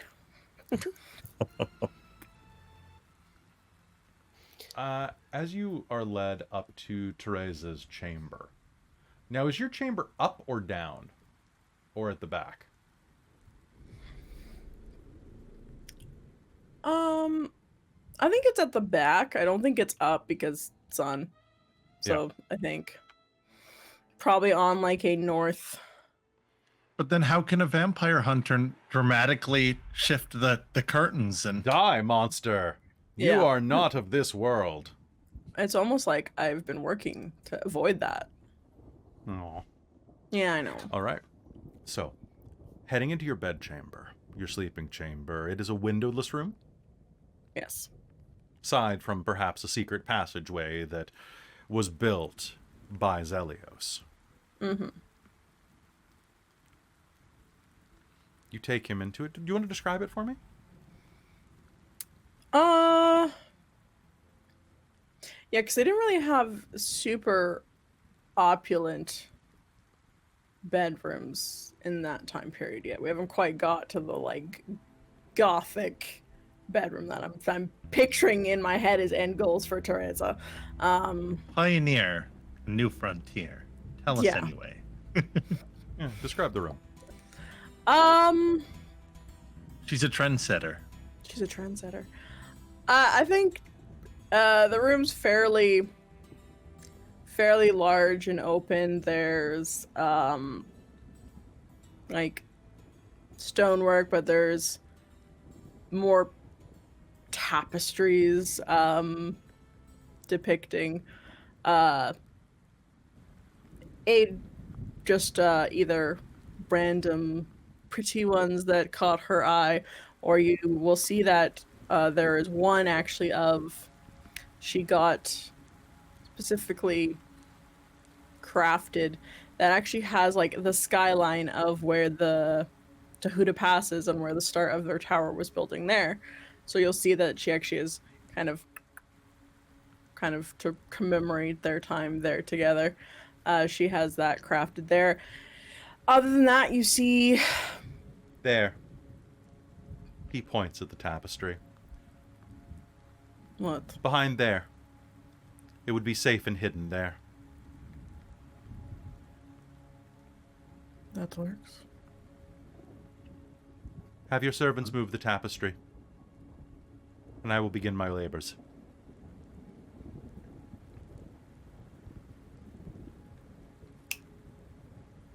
They will jump to attention and move the tapestry. And as he begins to work, please continue describing anything else in the room as he begins chiseling into the wall.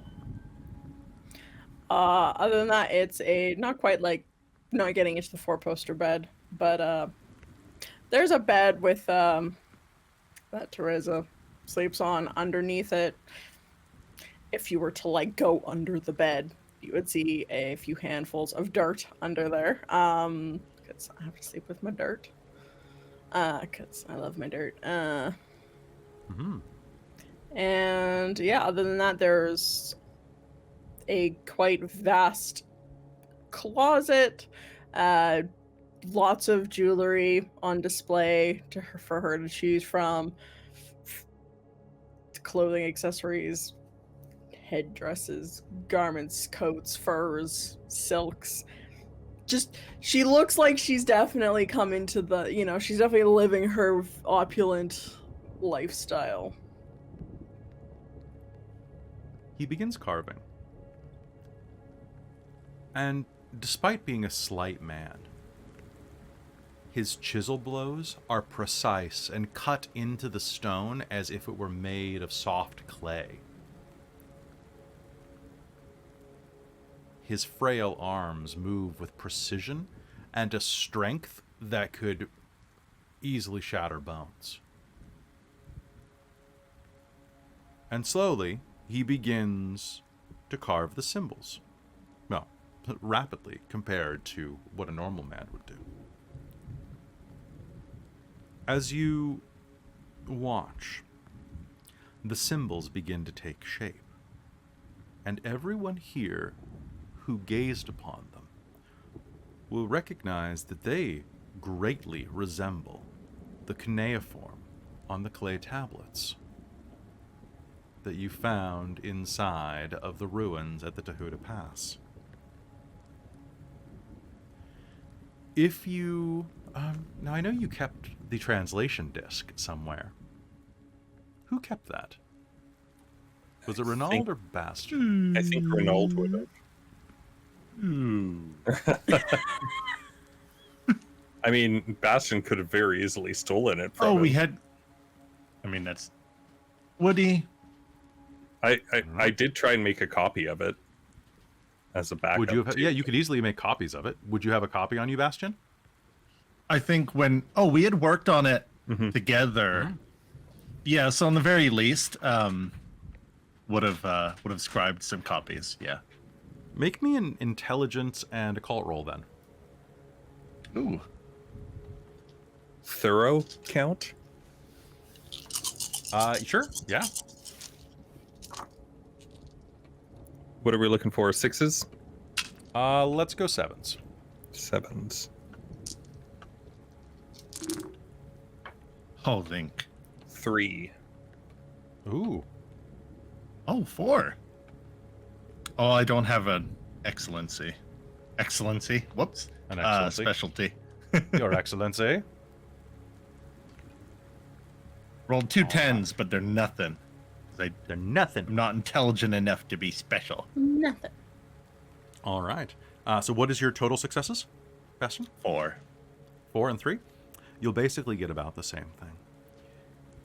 Looking at this, you can ascertain that these correspond to runes for protection, binding, and raising the power of the lands itself. One further set of runes seem to act as an anchor point for receiving corresponding power from a distance. Somehow you are able to gather this knowledge together.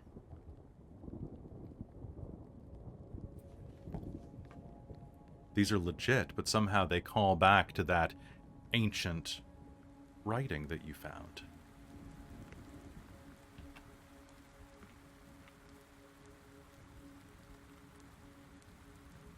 And then, within a few moments, he is done. There. You can cover the runes up with the tapestry again. It will hide its presence, and it should not interfere so long as it is deep inside of the stone.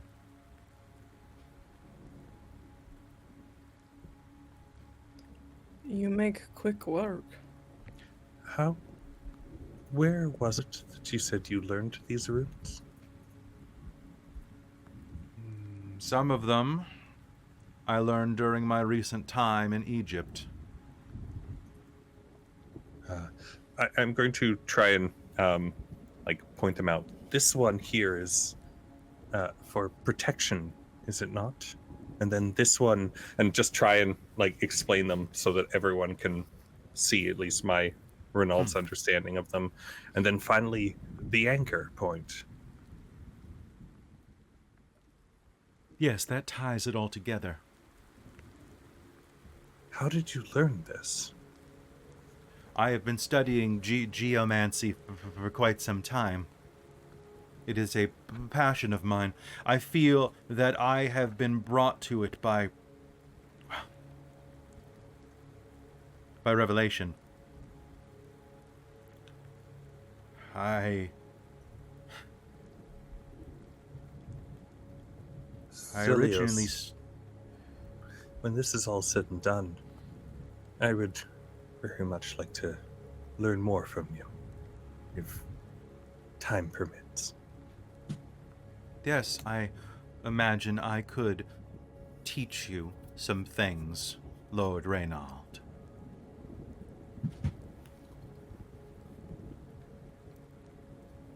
Very well.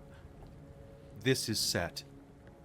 I will ask some of your retainers to take me to look at the foundations. Is the water running or sweating? Sweating. Then there is still time. Are there any living creatures in your dungeon presently, aside from the war ghoul?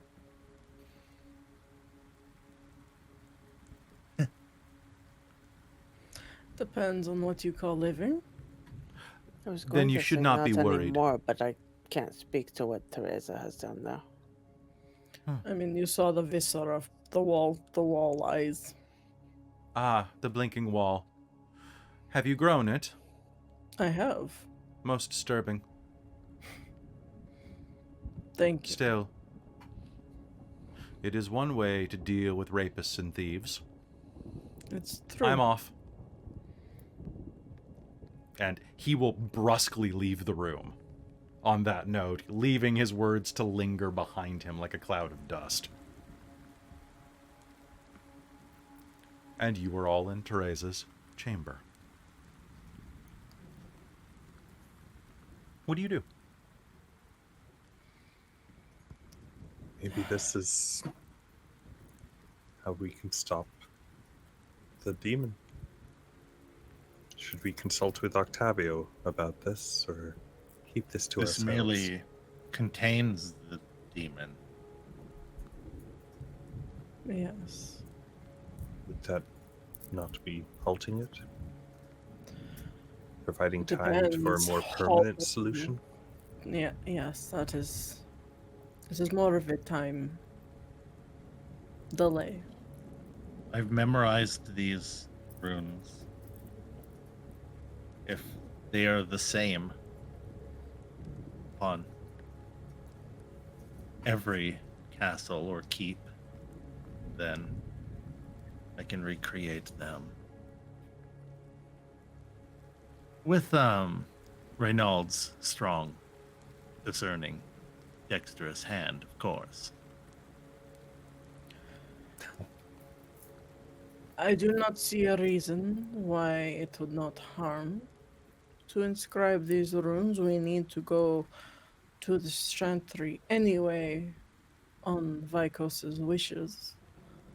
I do not know what he is doing. Are The any of Tremere. you aware of who Goratrix is? No, I've never heard of that Sounds name. like in a fake name. my undeath. I know enough. Is he String. of influence? Oh, yes. He was in France. In charge of it. Funny that he would be out this way. He is one of the first of the Tremere. One Yeah. of the oldest of them, and one of the strongest. And I am to assume he's had his fill of my clan. It would be best to hide as much as you can, Bastien. This will be very, very dangerous for you. I do not understand the Vikos's wishes. I do not understand why he's aligning himself with his friend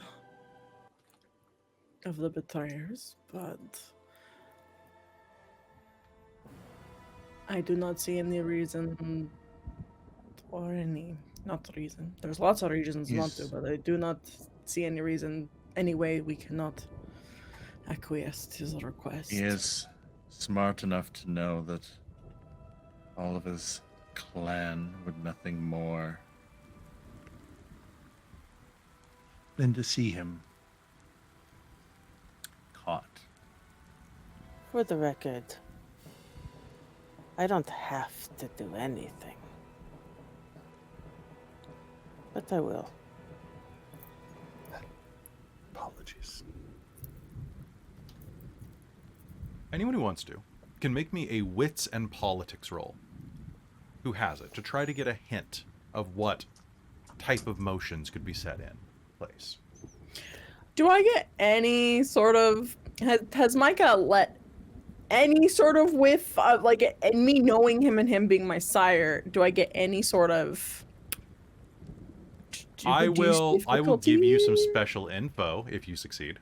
Okay. But give it to me at an 8 because this is One at basically 9. 1 at 9. I'm Can- spending willpower. Can Alëna, and I was gonna ask this anyway. I'm kind of running with that she knows a bit about it, but can Alëna know specifically why the gangrel would dislike this individual? I'll let you make me an intelligence roll flat. Except it's vampire facts, and Oh, I fair. have a special merit in that if I get to roll a cult. Sure, I'll allow it. Cool. 2 successes for Tereza. Rainald, any for you? 1? Okay. Difficulty for me? Difficulty for you, give it to me at 7. So, I'll answer Rainald and Tereza first. Rainald and Tereza, both of you know that from the sound of this letter, It appears that Goratrix is being returned to Sioris for some type of reckoning. You doubt that he's going to want to return from the sound of this. And it's saying, the letter specifically states that he knows the way to Sioris and that he's to be protected from the Zamisi because the Zamisi that would kill him would be far too lenient of a punishment compared to what is probably in store for him. Okay. I caught that, but Bastien, this is weird. Bastien's wiser but dumber than me. Mm-hmm. Like he's less intelligent, but he's. See, I think I was doing the thing where I was furiously trying to write what you're saying that I didn't hear that and clue in. So this is a revelation to me. So, and I will send you a copy after game so that you can review it for your notes. Thank you. But so you know that he's likely being transported. You have no idea what he would have done that would have pissed off people capable of judging a Methuselah, aka a Methuselah, Robin, as the newest vampire player, is a person of 4th or 5th generation. The child of he powerful. yeah, the child They're of the an child antediluvian. of the Antediluvians. antediluvians, the clan founders. Bleh. Bleh. Yeah. Mhm. Yeah. They big. And because of, vampiric lore and Tremere specifically, technically the Tremere is not an antediluvian because magic and stupid blood magic, but Because they cheated. still, yeah. And to be fair, Goratrix is only 4th generation because he diablerized a bunch of Salubri. Yeah, precisely. Because I believe he was embraced as a 6th generation, or he was converted as a 6th. But that's not, that's not. Someone correct me in the chat or in the comments. Robin, with your other success, Tereza is going to know. Micah has spoken with you briefly of his time before the embrace.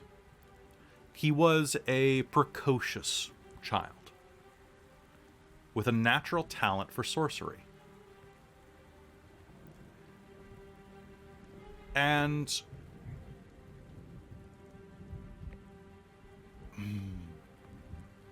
did you take points of mentor for him? Do you have him as a mentor on your sheet? Or have No, I do not. Okay. I was debating Then- that, but then I went with. Then I have no reason to tell you certain things, but I will say that he had many run-ins, even in his mortal life, with the Tremere before they became vampires. And through these stories, you may have heard that he had a rivalry with someone whose name certainly sounds like Goratrix. So you know that your sire has a hate-on for this person in particular. Yeah. Okay, that makes a lot more sense. I was thinking he was helping him. So, but now because the context now, if he does not, okay, Yes. cool. He's making you do something that is particularly loathsome, aka protecting a Tremere and delivering a Tremere to Tremere for Tremere justice. Yeah, that makes a lot more sense. I was like, why? But he's focused on the individual. Yeah. Cool. Okay. So with that, Jen, Alëna had how many successes? 3? You've heard rumors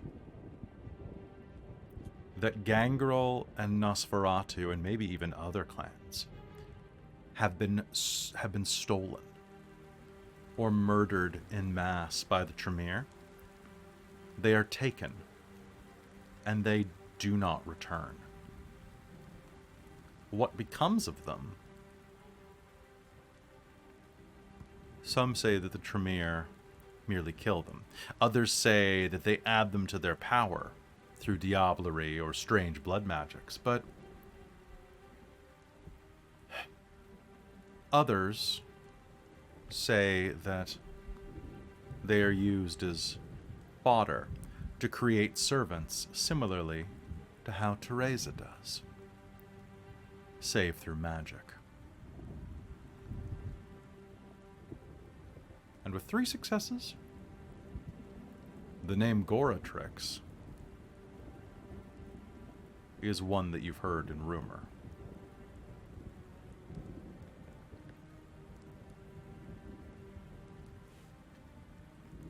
And with that, we're all caught up.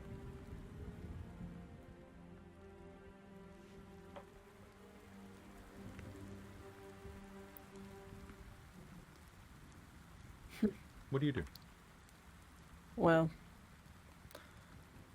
I think it is getting quite close to dawn.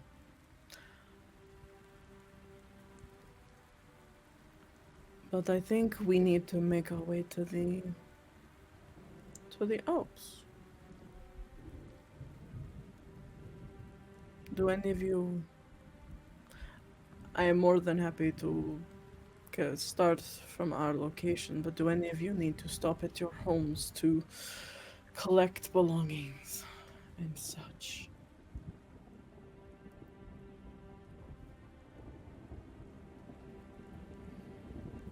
I need to run an errand, but other than that, I have everything I need.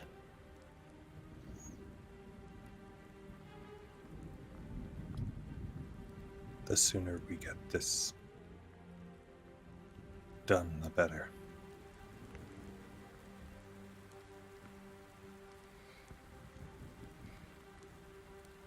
Alright.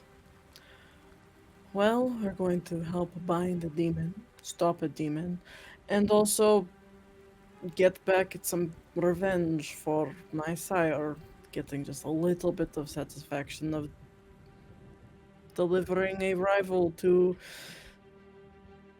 justice, I guess. All in a night's work.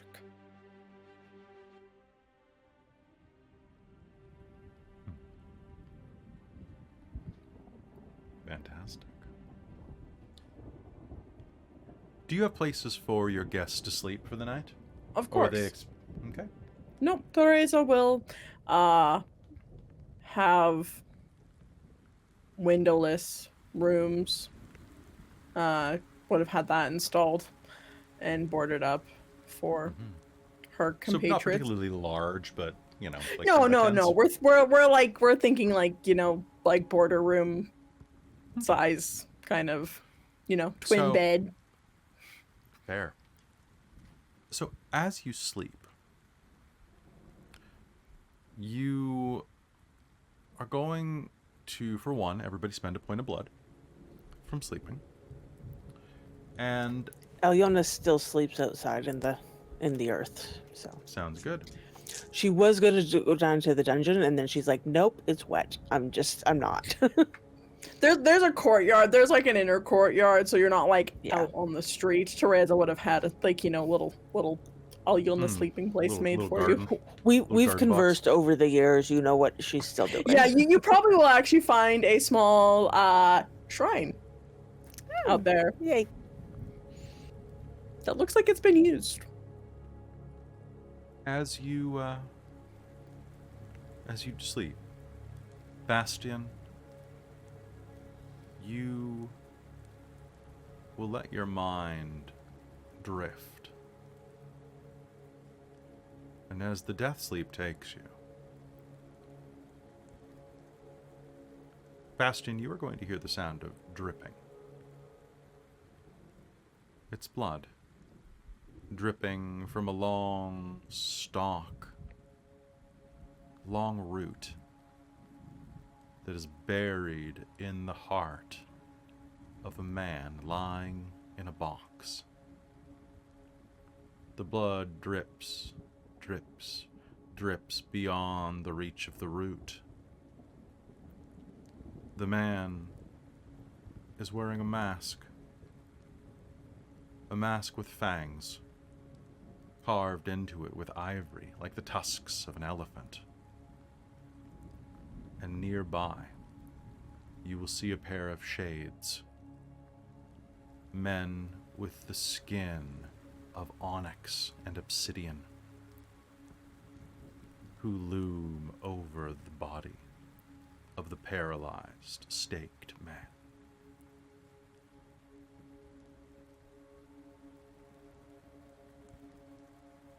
Each one of them holding a long, curved blade,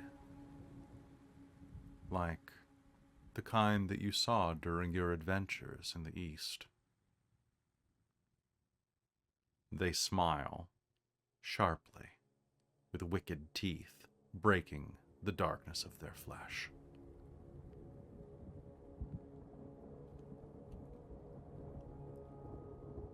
And you see that each one of them has their hands bound, the two men, with parchment,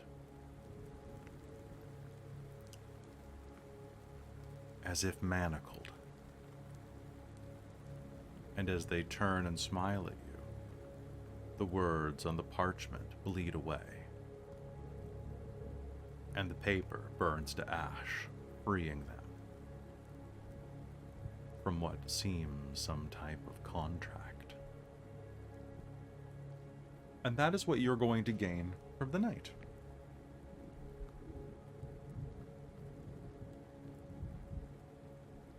When you awaken the next night, it is still raining. Before you went to bed, did you send the messenger with a reply to Vikos? Or he was Yes. waiting for a response. Cool. Yes, Alright, so yes. If he was, I forgot about that little detail. No, it's Yes, okay. after they discussed and agreed before they went away to the thing, Tereza would have sent a reply with her seal, her princely stamp, black seal, indicating that yes, we will escort Okay. post haste. Sounds good. And so with that, And I guess she would send the or no, I'd probably wait to send the completed halves of the ring once it's actually done. well, the ring has been left with you. You have the other half. So now you Yeah, have both so halves. I'm thinking of being like, we're accepting this. Here's the two rings of we're Understood. accepting it or no. Sure, if you'd like. You can easily Yeah. provide both. Now, as you prepare for your travel, going from Braun Castle in Brasov, which is where you are presently in Kronstadt, which is now Brasov, it is a 400-kilometer trip to the east. To get there, you will pass, and some of these are modern. Sorry, future knowledge just jumped out at me. There's a module set at that place right off the beaten path. Kelly used his oracular ability. Yeah. Suddenly, and No, I remembered something I ran 12 years ago that was said at Hunadora. So, it is a pretty easy, by comparison, trek.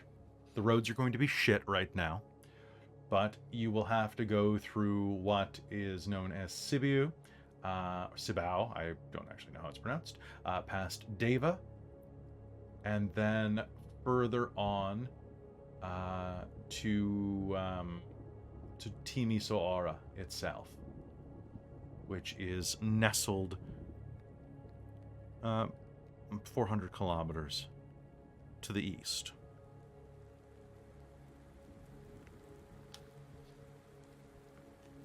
Yeah, it is going to take you a while to get there. Now I have to ask, what are your plans? Who are you bringing with you?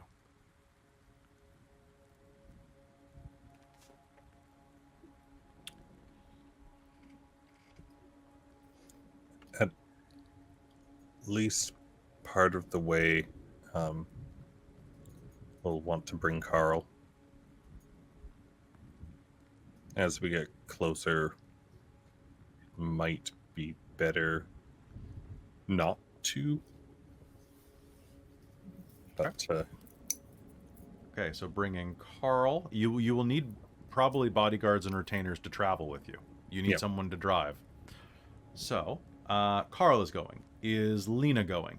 Bastien. Okay. Are any of your pigs going, Alëna? No, they're not here with me. Okay. I wasn't sure if you left them outside the walls of the city foraging and eating passenger. No, I flew here from my place. That's so convenient. Okay. Right? And Tereza, who are you bringing with It's you? part of the thing I just put in the chat that I have to Mm-hmm. tell you about. Okay. Sounds good. Tereza's gonna bring Dominic and Clara because they are hers, and she cannot go anywhere without either of them. Polnock will fly along beside us, and Tereza will retrieve the box to Understood. go with her. All right, sounds good. So those are, you can also bring some just generic retainers. Like, not retainers, but like some hired servants and things like that to attend I you. can bring part of them. I'll bring some of the. How many would you like to bring? What would be a good amount? Well, there are 4 of you. And there are presently 1, 2, 3, 4, 5. Including Polnock, there are 5 people that are going to be escorting you. All right, during I the will day. also bring Cesar and Eugen as well.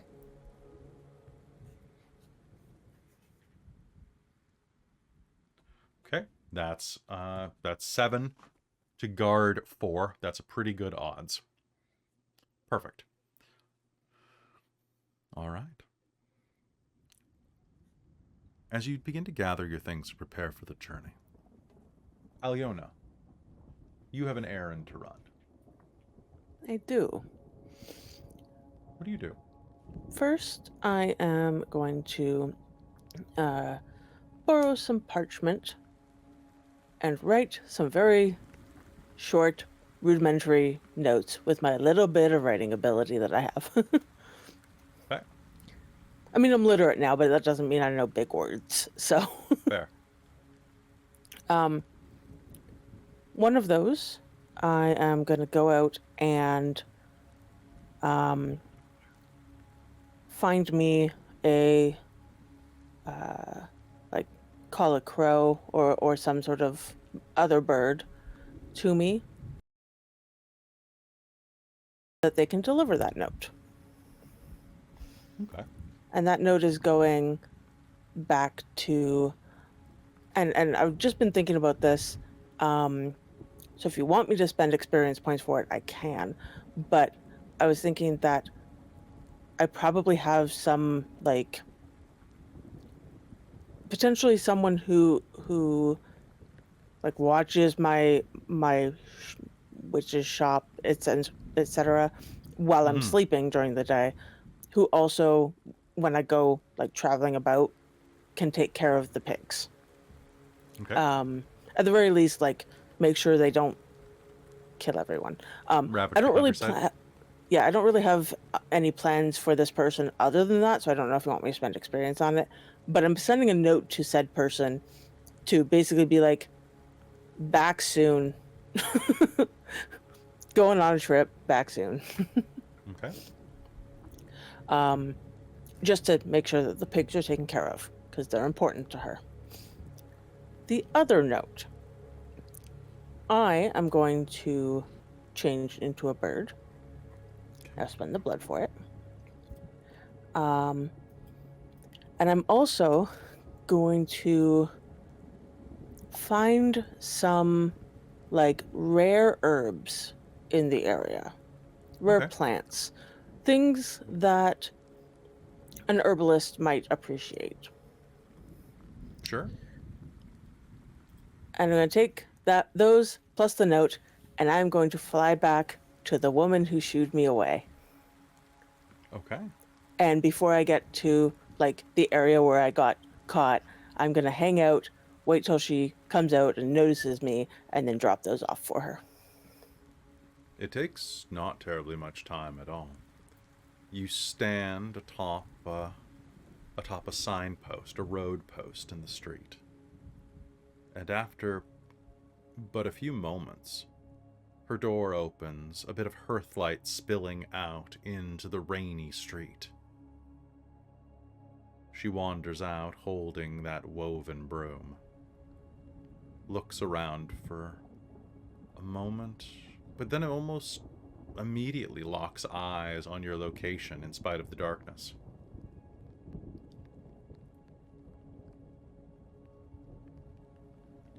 What brings you here? I will call once and then, go basically drop the bundle off with her. Is this a peace offering?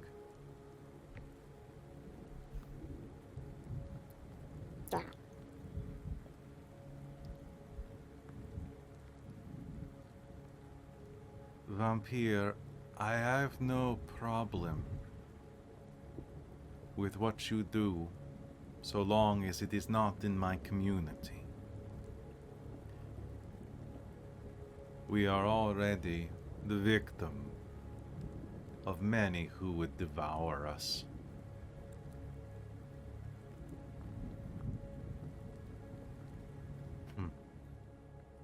These are unique herbs, though. Not bad. Gonna move my head a little to be like the parchment that's there. She will carefully reach down, keeping an eye on you, and will take it and unroll it. And it says,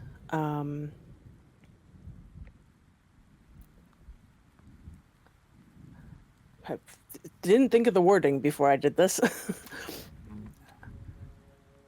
Here's some herbs, yo. Herbs for blood. No. Yeah.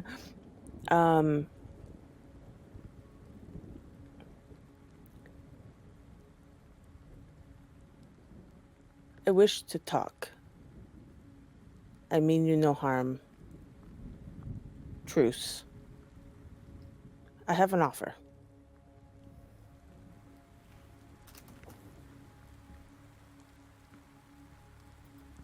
Then talk. Alëna will fly down into, a dark alleyway, whatever, and change back.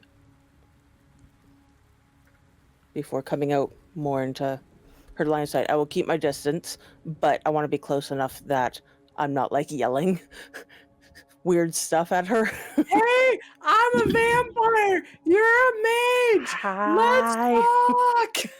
Right, yeah. She pulls her shawl up around to keep the rain out.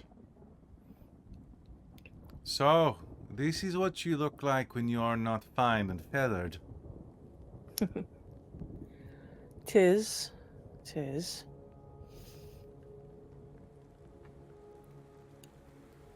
I'm not from here, as you probably are aware.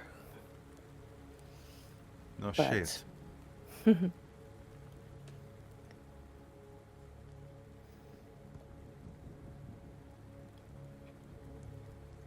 You have power, and I respect that. I do not wish to feed from you or yours. But tell me what dealings, if any, you've had with the old lady in the castle. Make me a manipulation plus empathy, leadership. Pitch me something. None of the above. Intimidation, but she doesn't seem to be easily intimidated. You can use intimidation. Go ahead. Are you trying to Cool. be intimidating? Not really, actually. I'm really trying to Okay. be reasonable. Animal can? Like, I'm trying to treat her like a dangerous animal. Animal can wouldn't work with a person, unfortunately. Okay. So just give me a manipulation roll straight then. Okay. It's bad. Spend for me. willpower. Oh wait, you can't. I'll let you use Or can you? charisma if you'd prefer. Sorry, you were talking at the same time. What were Manipulation or either of you charisma? saying? I was saying you can use manipulation or charisma. They're the same roll. Okay, well, Socials are bad Let's for me. go. I'm sure I will it's spend a fine. willpower though. Okay. Because fuck it. I want this to work. I'm trying to be my most charismatic or whatever. Oh geez. Difficulty? Difficulty of 6. 3 successes with the willpower. 3 I rolled a successes 7 with and the a 10 willpower. on my 2 dice. I'm proud of you. Good job. All right. So with that, This she's is going. this is Alëna getting into politics. You're gonna buy a point of politics after this game. It's gonna be great. then you can make some rolls. Maybe. Finally, some rolls. She looks you up and down and pauses for a moment. Thankfully, not much. Her people intend to avoid us. Our blood is not tasty enough for one such as she, and I'd like to keep it that way. That said, some of the boys from there, Cesar, I think his name is, man, he has a vicious predilection and enjoys, I believe they call the term hazing. But he abuses and bullies those weaker than him or in a social standing beneath him. My relatives happen to be low on his pecking order, in his opinion.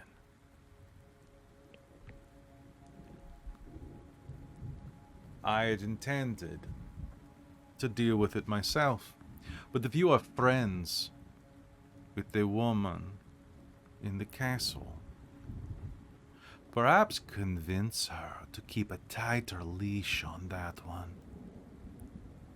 I would hate for something to happen to him. The gods might curse us horrible behavior. They might. I'm ashamed of that. I would hate to see him shit out his intestines.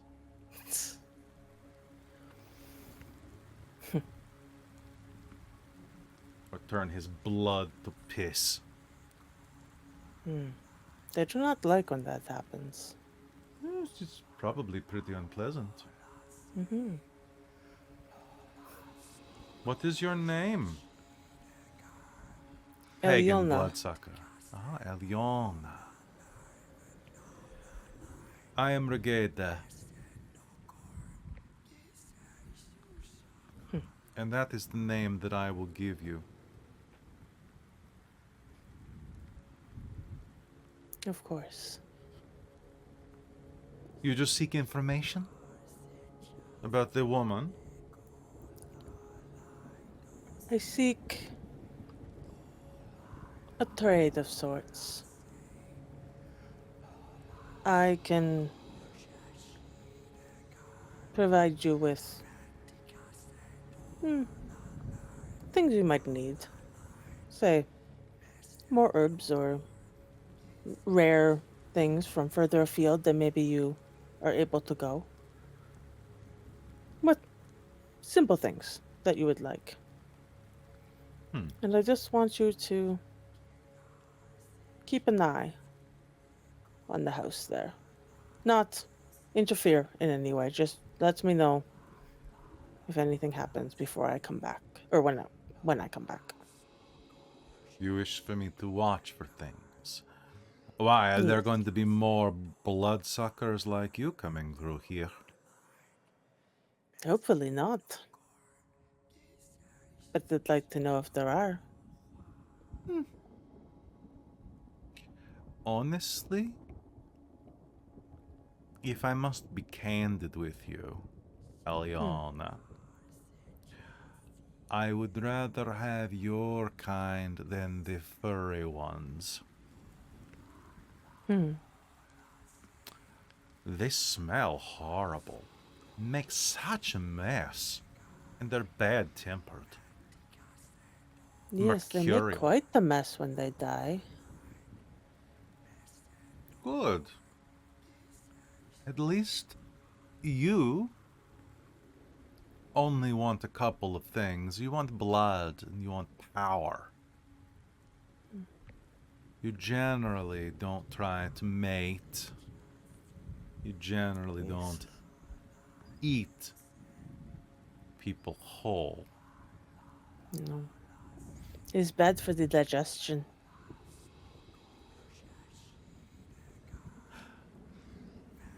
I will tell you if anything strange comes to here while you are gone.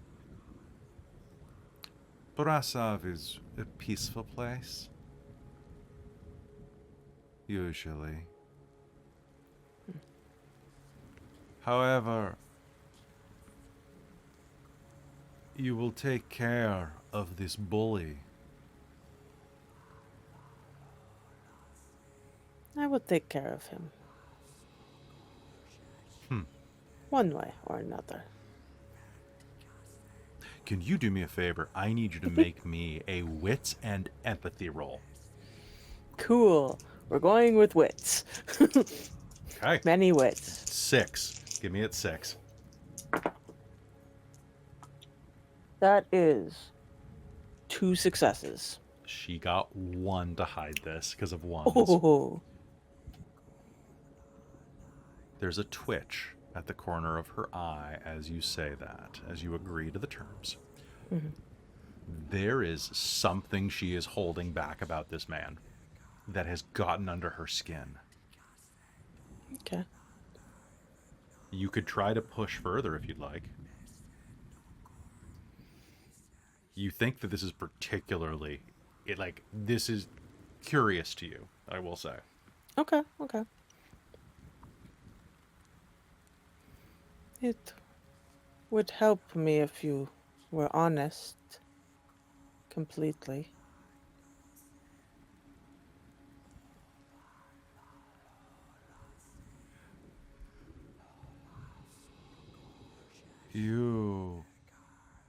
Are you a creature of your word, Alëna?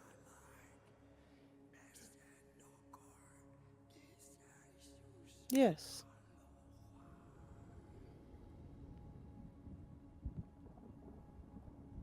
Fine.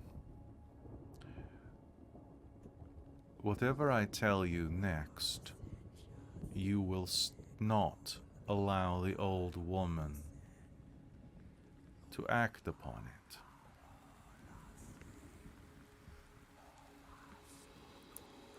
Agreed.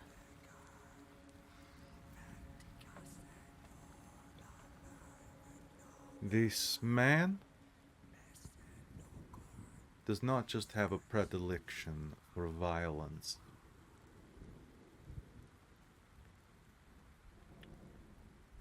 He seems to have a fixation on lower castes, on Romani.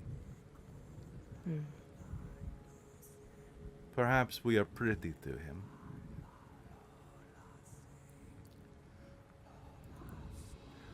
He has left my niece in an unfortunate way, against her will.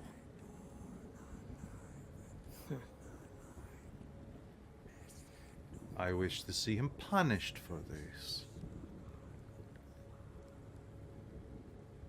I wish to see him punished.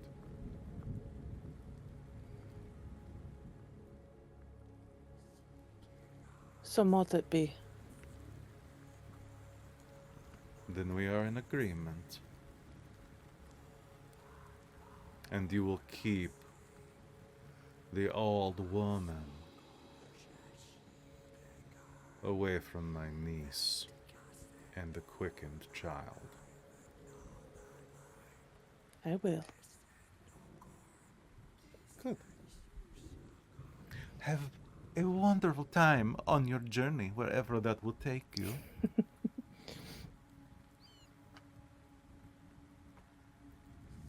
Have a good evening. And Alëna's gonna melt back into the shadows and walk back. I'm not spending more blood to fly. Yeah, that's fair. Meanwhile, inside of the castle, inside of the bowels of the dungeon, Tereza, you stand nearby as a pair of your men, Caesar and Eugene, stand aside next to you as you open the door to that room. And inside of it, there is a box wrapped in chain.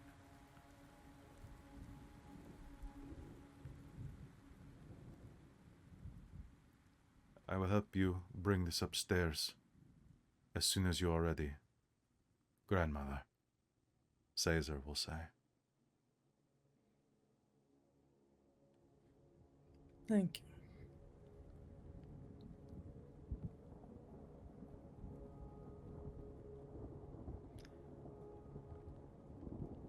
I need a moment. Of course. They both shut the door and stand beside it. What do you do?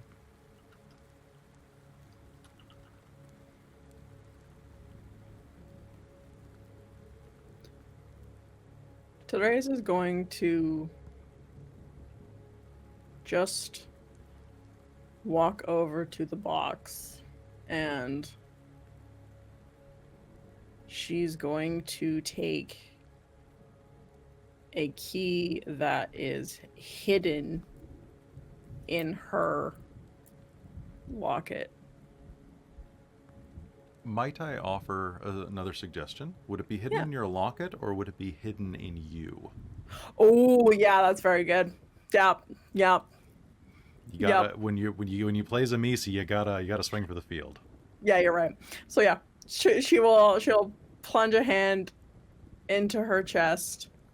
The skin and muscles will just melt away, and right by her heart, she'll grab the key and pluck it, and then she will put the key in the lock, undo the chains,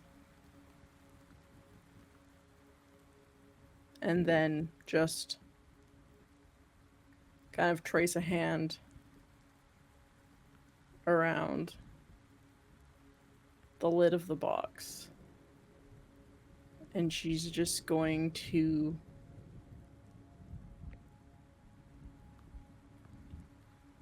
just sit there and just look at it.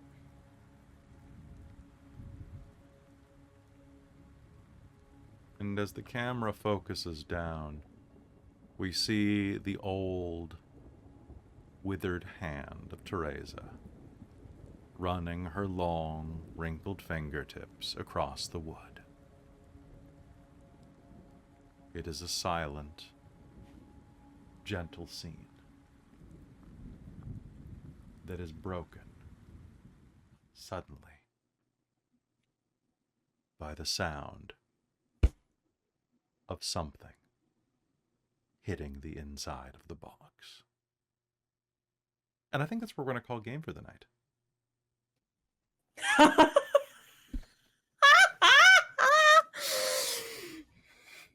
I deserve that after the fucking reveal that you did that I'm not gonna be allowed to know was Tereza, and that's one of Tereza's triggers. God damn it! It is. What's in the box, Tereza? What's a trigger? Not What's knowing it- things? No, not It's knowing secret. things. No, you have violence to young women. Mhm. Tereza, Which does not. her progeny has committed. Yep. Has Yep. branched out. Has branched Tereza, out. if she finds There are different flavors of sadism, and he went to different. She's not gonna. If Alëna does not tell her, she will never know. But if Alëna told her, she would rip Cesar limb from limb, and just he would have a very bad day.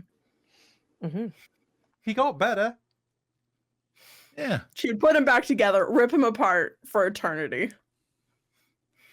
Aw. For eternity. Yeah. That's feminism. Yeah. Deserved.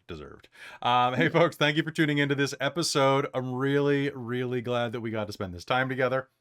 And I'm really glad because next episode is going to be spicy as hell. For the past 45 minutes, I was like, oh man, this is like a really good place to end the episode. But we're like an hour and a half in. Balls. So next episode is going to be great. We're going to do we're going to do a road trip. You're going to go meet a Methuselah and some other people. It's going to be fantastic. So you definitely want to be here for that. And hey, if you want to help support the channel, might you consider joining the Patreon over at patreon.com/dorktales, where you can have access to additional content such as our Technocracy Zero Sum game that Jen runs, our Alien game, the Destroyer of Worlds, which is getting just worse and worse. It's the worst situation ever. The game's good, the situation's bad, as well as a ton of additional content like early access to Old Gods of Appalachia when that launches again, or Hunter the Vigil Summons, and more. We've got games planned all the way to 2025, and I am excited to share them with you. You can join the likes of our amazing divine producer, my mom. Hi, Mom. How's it going? And my stepdad, Bob. Our demonic producers, Precarious and Mysterium MK. Our wizards of the Patreon, Tammy the Forever Cleric and the Ink Goblin. And, of course, Sorcerer Sanguine. How could we forget Sorcerer Sanguine in a game like Vampire? As well as our Monster Maker Soul Omen and our High Council of the Patreon, Taryn, Dustin, Amberthist, Raven with Baubles, Karasha Urquhart, Chef Eladeth, Larouk, Mike Baxter, Kelowna Kurd, Iridian, Brian Kaler, and Nerdy Metal Gent. We'll be back on Friday night with Vecna, Eve of Ruin, and then some more stuff throughout the weekend, which check your local schedule. Besides that, everybody, take 5 experience points between the chat and me, and we will pick up next time with episode 11, The Prisoner. Good night, everyone.